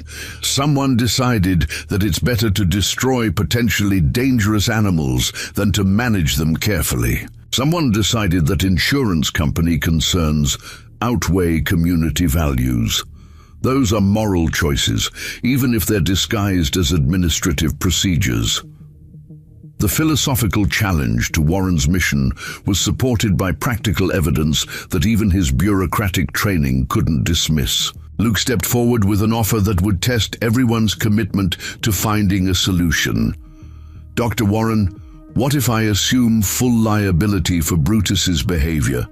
What if I post a bond sufficient to cover any potential damages and agree to additional monitoring and reporting requirements? Would that address the state's concerns while allowing Brutus to live? Warren consulted his clipboard again, but his response revealed the extent to which the evaluation process had been designed to allow only one outcome. Mr. Reed, state protocols don't include provisions for individual liability arrangements. In cases involving animals with documented aggressive histories, Joy's wheelchair hummed softly as she moved even closer to Dr. Warren, positioning herself where her young face was impossible to ignore. Dr. Warren, can I ask you one more question? The veterinarian nodded reluctantly, clearly uncomfortable with being cross-examined by an 8-year-old in front of a crowd of increasingly hostile adults. If you had a friend who had been hurt and was finally getting better, would you want someone to come and destroy them because they might get hurt again someday? The simplicity of Joy's question exposed the fundamental cruelty of applying bureaucratic solutions to individual healing journeys. Warren found himself looking at a disabled child who understood trauma and recovery in ways that his professional training had never addressed. But before Warren could respond, the sound of approaching vehicles announced the arrival of reinforcements that would transform the morning's confrontation into something larger than anyone had anticipated. A convoy of cars and trucks was turning into Reed Ranch, bringing with them people whose presence would shift the entire balance of power in Brutus's favor. The lead vehicle in the approaching convoy bore the distinctive markings of the Kansas State Attorney General's office, followed by a van from Channel 7 News out of Topeka, and several cars that would soon disgorge their occupants into what was already a tense standoff. The morning's small-town drama was about to become something much larger and more complex. Attorney General Patricia Caldwell emerged from the state vehicle with the confident bearing of someone accustomed to resolving complicated legal situations. At 55, she had built her career on protecting both public safety and individual rights, often finding herself mediating between bureaucratic efficiency and human compassion. The phone call she had received at 6 that morning from Tracy Ward had presented exactly the kind of case that demanded her personal attention. "Dr. Warren," Caldwell announced as she approached the group gathered around Brutus's pen, "I'm here because this case has raised some significant questions about administrative procedures and due process rights." Warren's professional composure cracked visibly as he realized that his routine animal evaluation had somehow attracted the attention of the state's highest legal authority. "Attorney General Caldwell, I'm conducting a standard livestock safety assessment according to established protocols." "Which is exactly what concerns me," Caldwell replied, her voice carrying the authority of someone who had reviewed the case files during her 2-hour drive from the Capitol. "Dr. Warren, can you explain to me why standard protocols don't include provisions for considering recent behavioral evidence or changed circumstances?" The question struck at the heart of the bureaucratic inflexibility that had frustrated everyone present. Warren consulted his clipboard with increasing desperation, seeking refuge in procedures that suddenly seemed inadequate when examined by someone with legal rather than veterinary training. "Attorney General, our protocols are designed to ensure public safety through objective standardized assessments that don't vary based on subjective local circumstances." Caldwell nodded thoughtfully, then turned to address Joy directly, recognizing that the 8-year-old girl had somehow become the central figure in a case that was challenging fundamental assumptions about risk, safety, and administrative justice. "Joy, I understand that you've been visiting Brutus regularly. Can you tell me about your experiences with him?" Joy's response demonstrated the same clear-eyed honesty that had characterized all her interactions with adults who took her seriously. "Attorney General Caldwell, Brutus is my friend. He's gentle and kind, and he's learned to trust people again after being hurt badly. Dr. Warren wants to destroy him because he might be dangerous, but he's only dangerous when people treat him like he's dangerous." The simplicity of Joy's explanation cut through the legal and bureaucratic complexities that had obscured the fundamental issue at stake. Caldwell had spent her career dealing with cases where individual circumstances conflicted with general policies, but rarely had she encountered a situation where the conflict was so clearly illustrated by the participants themselves. Channel 7 reporter Michelle Santos had been setting up her camera equipment while listening to the exchange, recognizing that she was witnessing the kind of human interest story that could resonate far beyond Kansas. When Caldwell gestured for her to begin recording, Santos understood that the Attorney General was preparing to make the case a matter of public record. "Dr. Warren," Caldwell continued, positioning herself where the camera could capture both. His responses and Joy's presence beside Brutus's pen, "I'd like you to explain for the record why recent behavioral evidence cannot be considered in your evaluation." Warren's answer revealed the extent to which administrative procedures had become disconnected from the realities they were supposed to address. "Attorney General, allowing subjective local assessments to override objective protocols would compromise the integrity of our evaluation system." "But Dr. Warren, isn't the purpose of evaluation to determine current risk rather than to confirm past classifications?" The question hung in the air as Warren struggled to reconcile his training with the logical demands of the situation. Behind him, Brutus stood calmly at the fence, his massive form providing a striking visual contrast to the administrative anxiety surrounding his fate. It was at this moment that Dr. Phillips stepped forward with information that would fundamentally alter the legal landscape of the case. During her early morning phone calls to veterinary colleagues across the state, she had uncovered a pattern of similar cases that suggested systematic abuse of animal control procedures by insurance companies. Attorney General Caldwell, Beth, announced, "I've identified 17 cases in the past 2 years where Midwest Agricultural Insurance has successfully manipulated state animal control systems to eliminate livestock that represented potential liability claims. In every case, animals with documented behavioral improvements were destroyed based on historical incident reports rather than current assessments. The revelation sent shockwaves through the assembled crowd and clearly caught Attorney General Caldwell's attention. If Beth's information was accurate, Brutus's case represented not an isolated bureaucratic inflexibility, but part of a systematic pattern of corporate manipulation of government agencies. Dr. Phillips, do you have documentation of these cases? Beth produced a folder containing case summaries, insurance correspondence, and veterinary records that painted a disturbing picture of how private companies were using public agencies to eliminate financial risks. Attorney General, what we're witnessing here isn't animal control, it's corporate cost control disguised as public safety. Tracy Ward added her own findings to the growing body of evidence that suggested Brutus's evaluation was part of a larger pattern.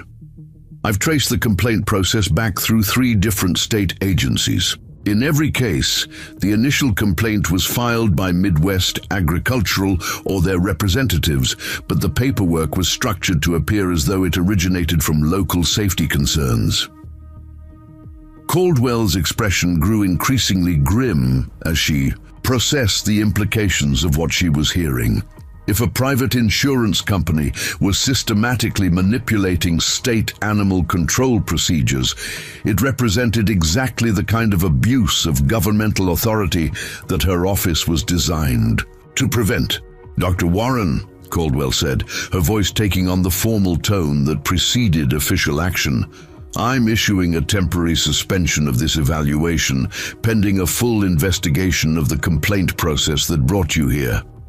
Warren's protest revealed his genuine confusion about the larger forces that had shaped his mission. Attorney General, I'm simply following the orders I received from my supervisors. I wasn't aware of any insurance company involvement, which is exactly the problem, Caldwell replied.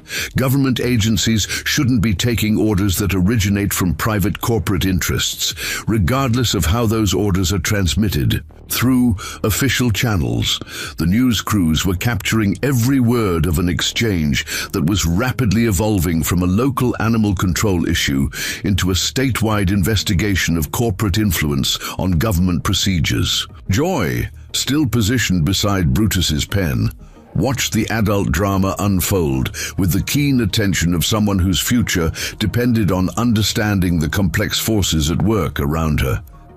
But the most dramatic moment of the morning came when Carol Evans stepped forward from the crowd, her face reflecting the internal struggle of someone whose fundamental beliefs had been challenged by new information. Attorney General Caldwell, Carol announced, her voice carrying the conviction of someone who had made a difficult decision. I owe this community an apology. I filed the original local complaints that started this process, and I did so because I genuinely believed Brutus posed a danger to our children. The crowd's murmur reflected the surprise of people who had assumed Carol would remain in opposition to Brutus's survival. A public acknowledgement of her role in the crisis took considerable courage, especially given her position in the community and her son's presence among the supporters. I was wrong, Carol continued, her voice growing stronger with each word. I let my fears override the evidence that Joy and Brutus had something special. But more importantly, I allowed myself to be manipulated by forces I didn't understand into supporting something that serves corporate interests rather than community values. Austin stepped forward to stand beside his mother, his teenage pride, in her honesty evident despite the public nature of her admission. Mom did what she thought was right to protect people. The real problem is the insurance company that lied to everyone. The family reconciliation provided a powerful visual for the news cameras, but Attorney General Caldwell was already focused on the larger legal implications of what had been revealed. If Midwest Agricultural had been systematically manipulating animal control procedures across multiple counties. It represented a violation of both state administrative law and federal regulations governing corporate influence on government agencies. Dr. Warren, I'm going to need you to provide my office with all documentation related to this case, including any communications you received from your supervisors about evaluation procedures or expected outcomes. Warren nodded his compliance, but his expression suggested genuine concern about what his cooperation might reveal about the instructions he had been given. Attorney General, I want to be clear that I believed I was following legitimate state procedures. I'm sure you did, Dr. Warren, and that's exactly why we need to investigate how those procedures were compromised. Joy had been listening to the adult conversation with the patient attention of someone waiting for the right moment to speak. When a brief silence fell over the group, she seized the opportunity to ask the question that cut to the heart of everyone's concerns. Attorney General. Caldwell, does this mean Brutus is safe now? Caldwell knelt beside Joy's wheelchair, meeting the 8-year-old's eyes with the respect she had learned to show to people whose lives were affected by her decisions. Joy, it means that Brutus won't be evaluated under the compromised procedures that brought Dr. Warren here, but we'll need to establish new protocols that take into account everything we've learned about his behavioral transformation. What kind of new protocols? Luke asked, speaking for the first time since the Attorney General's arrival.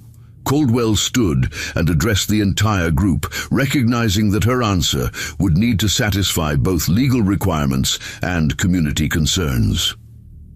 Protocols that consider recent behavioral evidence, that include input from local veterinary professionals, and that can't be manipulated by private interests seeking to eliminate potential financial liabilities. The announcement brought audible relief from the crowd, but Caldwell was careful to temper expectations about the long-term resolution of Brutus's situation. However, this investigation will take time, and we'll need continued cooperation from everyone involved to ensure that both public safety and individual rights are protected. Dr. Phillips stepped forward with a proposal that would provide structure for the interim period while larger policy questions were resolved. Attorney General, I'd like to suggest that Brutus remain under enhanced monitoring protocols with detailed behavioral documentation and regular veterinary assessments until new evaluation procedures can be established. That sounds reasonable, Dr. Phillips, assuming Mr. Reed is willing to accept additional oversight responsibilities. Luke's agreement was immediate and heartfelt. Attorney General, I'll accept any reasonable monitoring requirements if it means Brutus gets a fair evaluation based on who he is now rather than who he used to be. As the various officials began making arrangements for the investigation and interim monitoring, Joy maneuvered her wheelchair closer to Brutus's pen, where the massive bull had been waiting patiently throughout the morning's drama. When she extended her hand toward the fence, Brutus approached with the same gentle trust that had started the entire controversy. "It's okay, Brutus," she whispered softly. "The scary people are going away, and the good people are going to make sure you're safe." The scene provided a perfect conclusion for the news cameras, a disabled child comforting a rescued animal, while adults worked to reform the systems that had threatened both their futures. But for the people of Oak Grove, the morning's events had accomplished something more significant than resolving a single case. They had proven that communities could successfully challenge unjust authority when they were willing to stand together for what they knew was right. More importantly, they had demonstrated that healing and hope were powerful enough to overcome fear and bureaucracy when ordinary people found the courage to protect what they valued most. As the crowd began to disperse and the officials departed to begin their investigations, the friendship between Joy and Brutus continued exactly as it had before the morning's crisis, with trust, gentleness, and the quiet miracle of two damaged souls helping each other heal. 3 months after the dramatic confrontation that had saved Brutus from destruction, Oak Grove had settled into a new rhythm that reflected the profound changes the crisis had brought to the small Kansas community. The enhanced monitoring protocols established by Attorney General Caldwell had evolved into something far more significant than bureaucratic oversight. They had become the foundation for a pioneering program in animal-assisted therapy that was drawing attention from across the Midwest. Luke stood in the newly constructed visitor center adjacent to Brutus's expanded enclosure, reviewing the day's schedule with Dr. Phillips and Pastor Lewis. What had begun as a desperate attempt to save one bull's life had transformed into the Brutus Recovery Center, a facility that welcomed families dealing with trauma, disability, and emotional healing challenges. "We have 3 families coming this afternoon," Luke explained, consulting the appointment book that had become essential to managing the center's growing popularity. The Hendersons from Lawrence, their 10-year-old son, has been struggling with anxiety since his father's deployment overseas. The Wilson family from Salina, their daughter was in a car accident and is having trouble adjusting to using a wheelchair. And the Martinez family from Topeka, their teenager has been dealing with depression following his parents' divorce. Dr. Phillips nodded approvingly as she reviewed the behavioral documentation that had become central to the center's operations. Brutus's responses continue to be remarkably consistent. He seems to have an intuitive understanding of which visitors need gentle encouragement and which need patient companionship.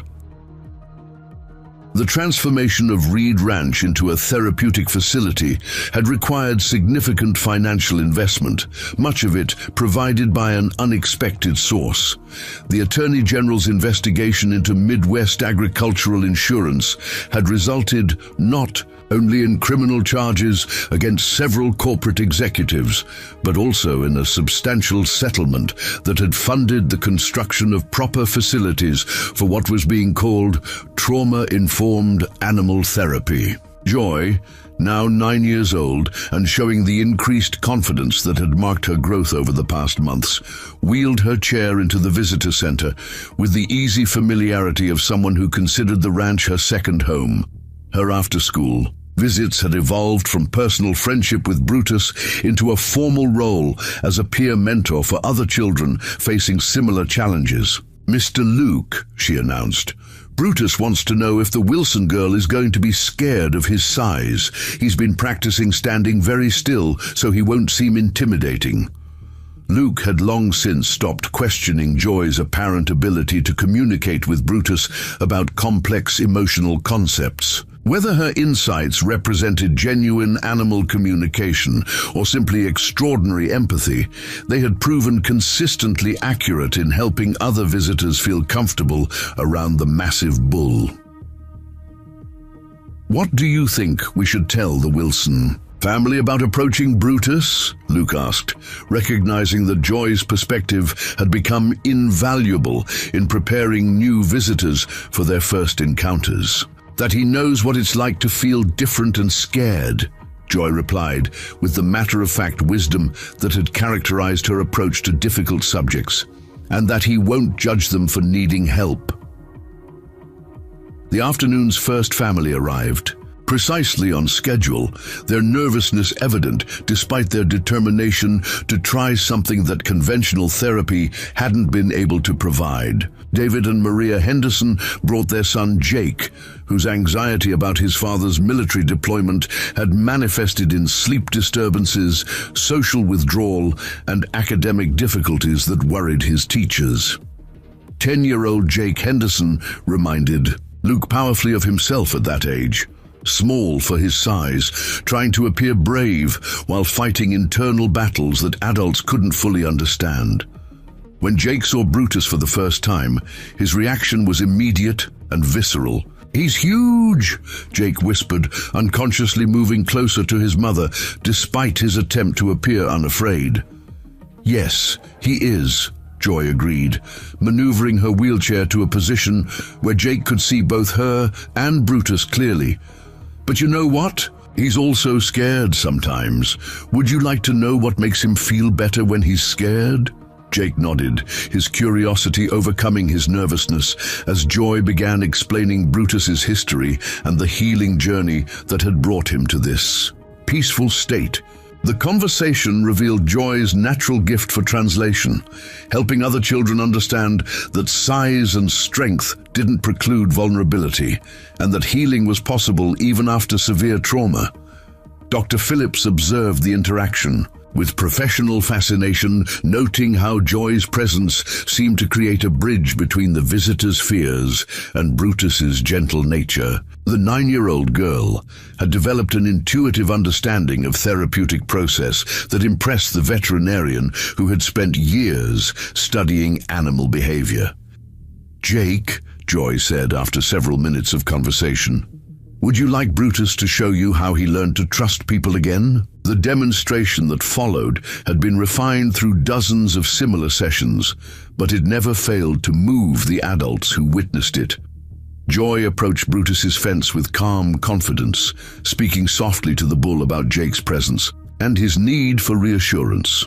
Brutus responded by lowering his massive head and allowing Joy to touch his muzzle through the fence rails, creating a visual representation of trust that spoke more powerfully than any verbal explanation. "See how gentle he is," Joy asked Jake. "He's learned that not all people will hurt him, just like you're learning that being scared doesn't make you weak."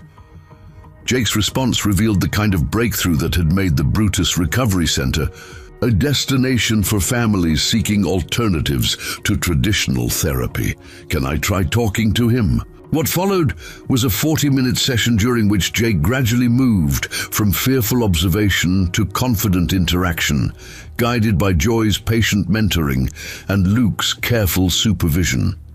By the end of the visit, Jake was standing close to the fence, telling Brutus about his father's deployment and his own struggles with feeling powerless and afraid. "He understands," Jake announced to his parents with the kind of certainty that children possessed when they felt genuinely heard. "Brutus knows what it's like to miss someone and worry about whether they're safe." The Henderson family's departure left everyone involved with the familiar satisfaction that came from witnessing genuine healing begin to take place. But their success was immediately followed by the arrival of the Wilson family, whose challenges would test different aspects of the therapeutic program. 13-year-old Sarah Wilson had been paralyzed from the waist down in a car accident 6 months earlier, and her adjustment to wheelchair use had been complicated by anger, depression, and social isolation. Unlike Joy's acceptance of her disability from early childhood, Sarah was grieving the loss of abilities she had taken for granted, and her resentment affected every aspect of her rehabilitation. Sarah's initial reaction to meeting Joy was predictably defensive. "I don't need some little kid telling me how to deal with being in a wheelchair," she announced, with the kind of bitter hostility that often masked deeper pain.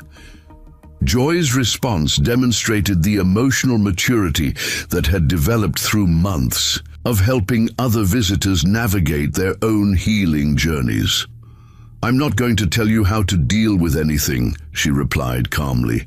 "But if you want to meet someone else who's had to learn how to trust people again after being hurt, really badly, Brutus would like to meet you." The introduction between Sarah and Brutus unfolded differently from previous sessions, largely because Sarah brought a level of anger and resistance that required a different therapeutic approach. Rather than focusing on Brutus's gentleness, Joy emphasized his strength and survival.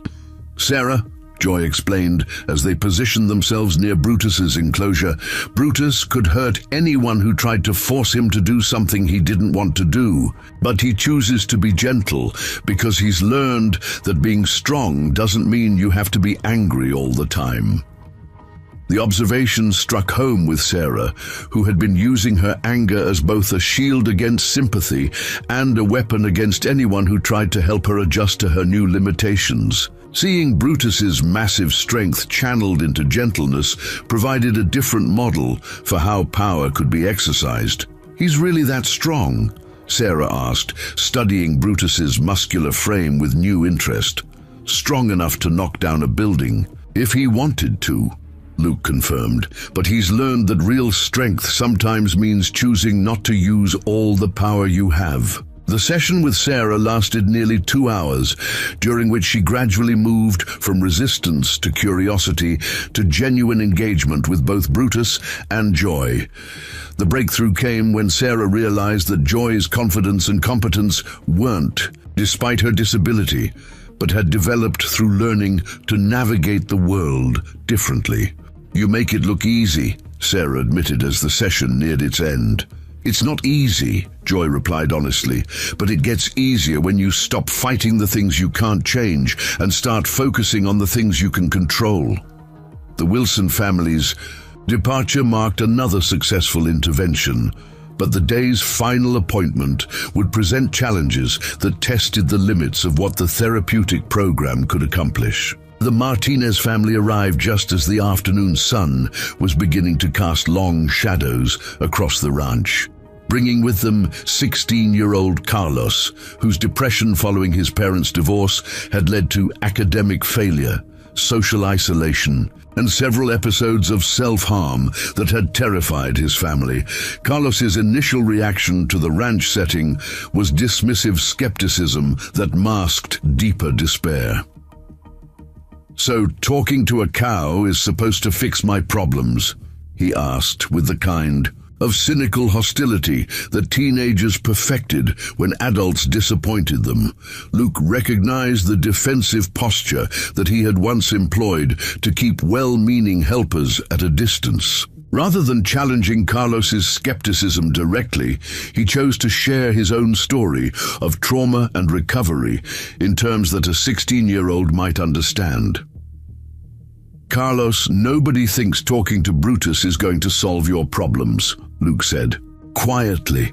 "But sometimes, when you're dealing with stuff that other people can't understand, it helps to spend time with someone else who's been broken and learned how to put themselves back together." The honesty of Luke's approach seemed to catch Carlos off guard, creating an opening for genuine conversation rather than therapeutic manipulation. Over the next hour, Carlos gradually learned about Luke's military service, his struggles with PTSD, and his decision to rescue Brutus as part of his own healing journey. "So, you're saying this bull has PTSD too?" Carlos asked, his cynicism beginning to give way to genuine curiosity. "I'm saying that trauma affects everyone differently, but healing is possible when you find the right support system," Luke replied. "For me and Brutus, that support system turned out to include each other." Joy's interaction with Carlos revealed her growing sophistication in understanding different types of emotional pain. Rather than trying to relate his depression to her own experiences with disability, she focused on the feelings of isolation and misunderstanding that they shared. "Carlos," she said during a quiet moment while they watched Brutus graze peacefully in his enclosure, "before I met Brutus, I used to think that being different meant being alone. Now I know that being different just means you have to look harder to find the people who understand you."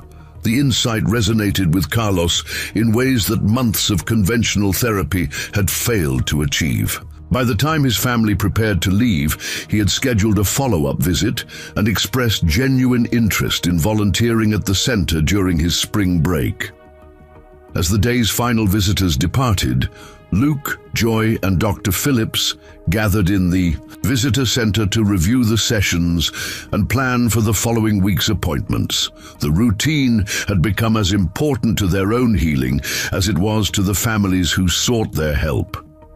"Joy," Dr. Phillips observed, "your ability to connect with visitors continues to amaze me. You seem to understand intuitively what each person needs to hear." Joy considered the compliment with the seriousness she brought to all feedback about her work at the center. "I think it's because I remember what it felt like before Brutus helped me understand that being different doesn't mean being broken." Luke nodded his agreement, recognizing that Joy's growth had paralleled his own journey from isolation to community leadership. "You know what I've learned from watching all these families? Everyone has something they need to heal from, and everyone has something they can offer to help someone else heal." The conversation was interrupted by the arrival of Sheriff Morris, whose visits to the ranch had evolved from official oversight to personal friendship. Jack brought news that would affect the center's future in ways that none of them had anticipated. "Luke, I just got word from the Attorney General's office," Jack announced. "The settlement from the Midwest agricultural case is going to be larger than anyone expected. They're proposing to fund a statewide network of therapeutic centers based on what you've accomplished here." The news carried implications that would require careful consideration and community discussion. Success had brought its own challenges, including the need to balance growth with the intimate personal approach that had made the Brutus Recovery Center effective. "What does that mean for us?" Joy asked, her practical mind immediately focusing on how changes might affect the relationships that had become central to her identity. "It means," Luke replied, looking out at Brutus's peaceful enclosure where the evening feeding routine was beginning, "that we're going to have some important decisions to make about how to share what we've learned without losing what makes it special." As darkness settled over Oak Grove, the lights in the visitor center illuminated planning sessions that would extend late into the evening. The community that had come together to save one bull's life was now tasked with determining how their success could serve as a model for healing that reached far beyond the boundaries of their small Kansas town.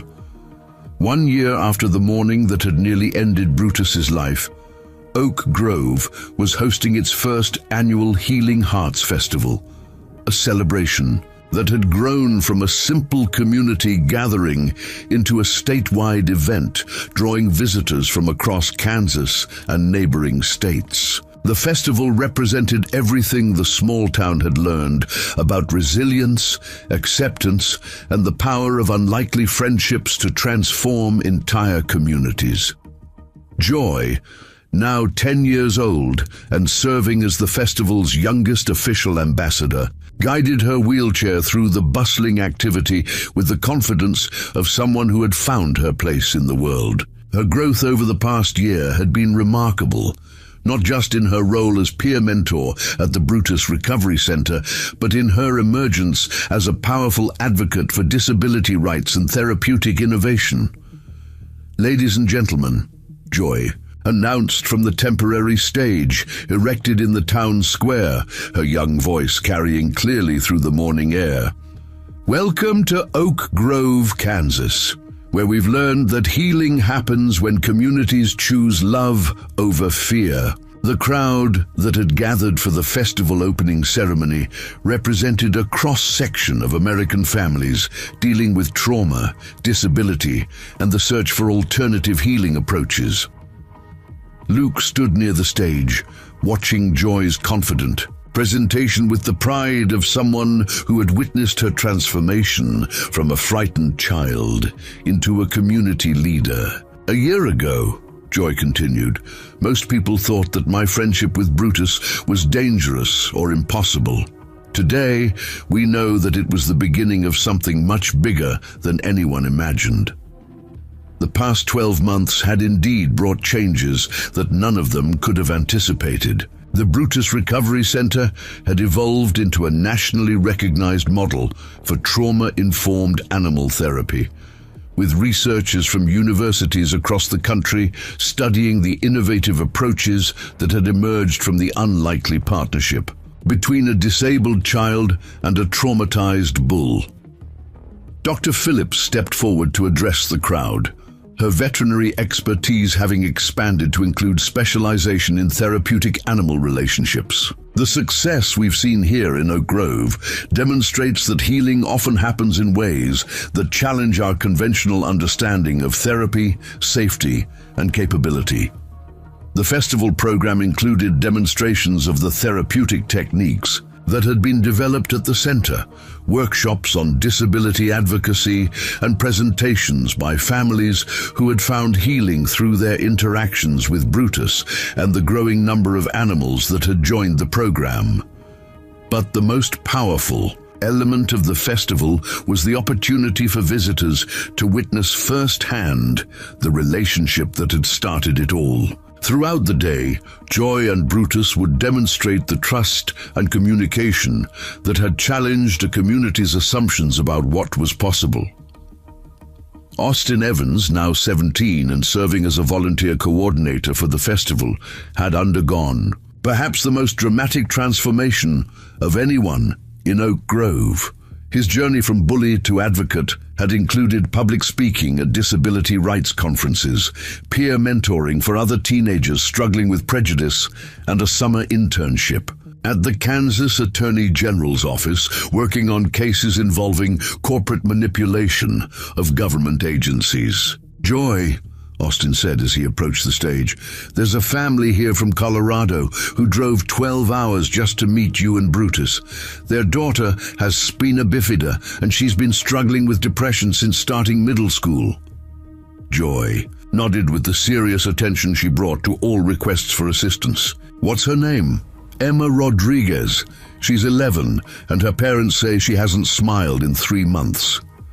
The mention of a child struggling with depression triggered Joy's immediate concern and professional focus.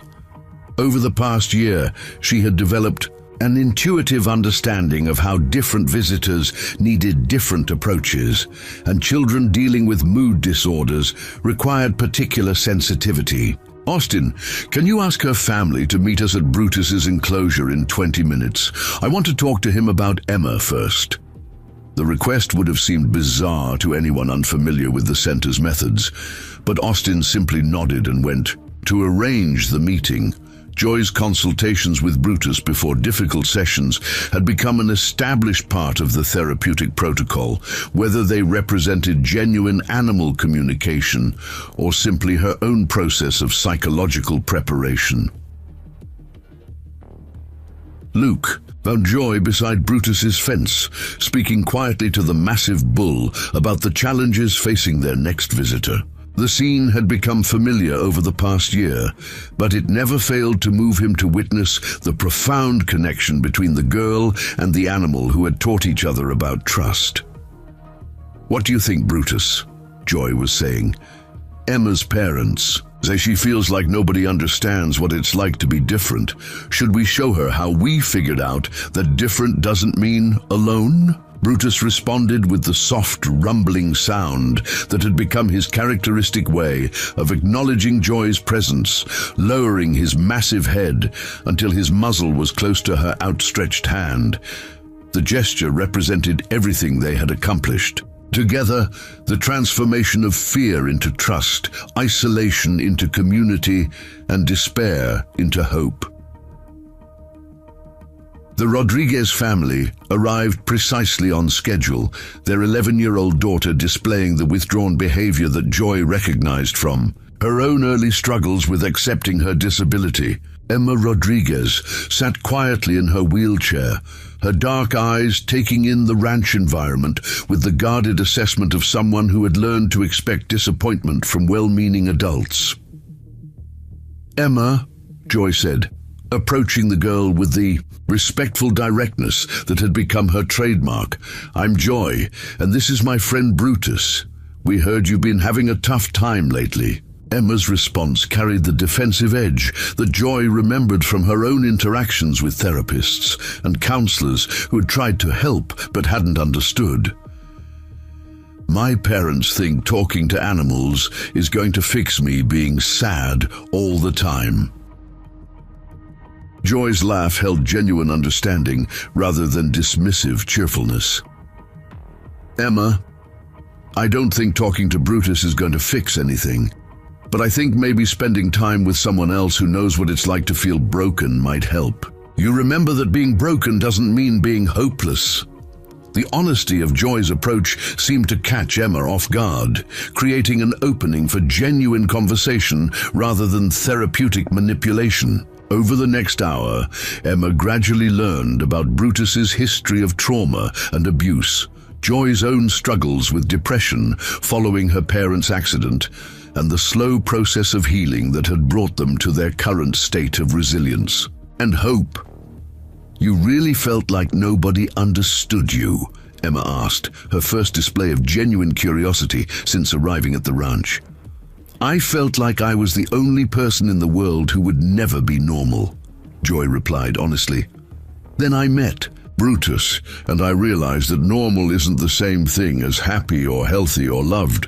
The breakthrough came when Emma agreed to approach Brutus's fence, guided by Joy's patient instruction and Luke's careful supervision. When the massive bull lowered his head in greeting, Emma's response was immediate and emotional. "He's not scared." "Of my wheelchair," she whispered, tears beginning to flow for the first time in months. "No," Joy confirmed gently. "He doesn't see your wheelchair as something wrong with you. He sees it as part of who you are, and he likes who you are." The session with Emma continued for nearly 2 hours, during which she gradually moved from defensive withdrawal to engaged participation. By the time her family prepared to return to Colorado, Emma had scheduled a return visit and expressed interest in starting a support group for children with disabilities in her home community. As the afternoon sun began to cast long shadows across the festival grounds, Joy found herself reflecting on the year that had transformed not just her own life, but the lives of countless families who had found their way to Oak Grove in search of hope and healing. Pastor Lewis approached the fence where Joy was sitting quietly with Brutus, recognizing the contemplative mood that often followed intense therapeutic sessions. "Penny for your thoughts, Joy. I was thinking about how different everything is from a year ago," Joy replied, her young face serious with the weight of responsibility she had accepted. "Sometimes I wonder if we're really helping people or if we're just giving them hope that might not last." The pastor's response reflected the theological perspective he had developed through witnessing the center's work. "Joy, I think hope is something people have to choose every day, just like healing is something you have to work at continuously. What you and Brutus provide isn't a cure, it's a reminder that growth and change are possible." The conversation was interrupted by the arrival of Carol Evans, whose transformation over the past year had been as remarkable as anyone's in Oak Grove. Carol's journey from fearful opponent to passionate advocate had included extensive education about disability, rights, trauma therapy, and the complex relationship between safety and growth. "Joy," Carol announced, "I just got off the phone with the Kansas Department of Education. They want to use the center as a model for developing therapeutic programs in schools across the state." The news represented another milestone in the expansion of what had begun with one child's friendship with one traumatized animal. But Joy's response reflected the wisdom she had gained through a year of helping other families navigate their own healing journeys. "Mrs. Evans, that's wonderful, but we need to make sure that bigger doesn't mean losing what makes this place special. The reason Brutus and I can help people is because we take time to understand what each person needs." Carol nodded with the respect she had learned to show for Joy's insights. "That's exactly what I told them. Any expansion has to preserve the individual attention and community support that makes healing possible here." As evening approached and the festival began winding down, Luke called together the core group of people who had made the Brutus recovery center possible. They gathered in the visitor center that had become the heart of their therapeutic community, surrounded by photographs and testimonials from the hundreds of families who had found help at the ranch. "1 year ago, Luke began, his voice thick with emotion, as he looked around at the people who had become his chosen family. I thought my life was about surviving each day and protecting Brutus from a world that didn't understand him. I never imagined that our healing would become a source of healing for so many others. Ruby Palmer, now serving as the center's volunteer coordinator, wiped tears from her eyes as she spoke about the transformation she had witnessed. Luke, what you and Joy and Brutus have created here proves that love really is stronger than fear, and that broken people can help other broken people become whole. Old Pete Collins, despite his increasing frailty at 74, had insisted on attending the festival's closing ceremony. His weathered voice carried the authority of someone who had seen enough life to recognize genuine miracles when they occurred. 50 years ago, I told people that sometimes what looks like magic is really just the patience to understand what someone needs to feel safe, Pete said slowly. Joy and Brutus have shown us that healing happens when we're brave enough to trust each other with our pain. Dr. Phillips added her professional perspective to the reflections, noting how the center's success had challenged conventional understanding of therapeutic relationships. What we've learned here is that healing often happens in ways that can't be quantified or standardized, but that doesn't make it any less real or important. Tracy Ward, whose investigation had saved Brutus and exposed corporate manipulation of government agencies, spoke about the broader implications of what Oak Grove had accomplished. This community has proven that individuals can successfully challenge unjust systems when they're willing to stand together for what they believe is right. Sheriff Morris offered the perspective of someone who had watched the transformation from the vantage point of law enforcement and community safety. A year ago, I was worried about liability and public safety. Today, I know that the real safety comes from communities that take care of their most vulnerable members. But it was Joy who provided the final reflection on what they had accomplished. Together, her 10-year-old wisdom cutting to the heart of why their success mattered beyond the boundaries of Oak Grove. A year ago, people thought that Brutus was dangerous and that I was helpless, Joy said, her young voice carrying the confidence that had developed through months of helping other families find hope. Today, we know that both of those things were wrong. Brutus was hurt, and I was stronger than anyone realized. She paused to look out the window toward Brutus's enclosure, where the massive bull was enjoying his evening routine in the peaceful setting that had become his permanent home. But the most important thing we learned is that healing happens when we stop trying to fix people and start trying to understand them. Brutus didn't need to be fixed. He needed to be loved. I didn't need to be protected from everything. I needed to be trusted with something important. As the sun set over the Kansas prairie, casting golden light across the ranch that had become a beacon of hope for families across the region, the people of Oak Grove prepared for whatever challenges and opportunities the future might bring. They had learned that miracles often came disguised as problems, that strength could emerge from vulnerability, and that the most unlikely friendships could transform entire communities. Joy maneuvered her wheelchair one final time to Brutus's fence, where the bull was waiting for their evening conversation. As she had done every day for the past year, she spoke to him about the families they had helped, the healing they had witnessed, and the hope they would continue to offer to anyone brave enough to believe that transformation was possible. "Thank you, Brutus," she whispered, reaching through the fence to touch his gentle muzzle.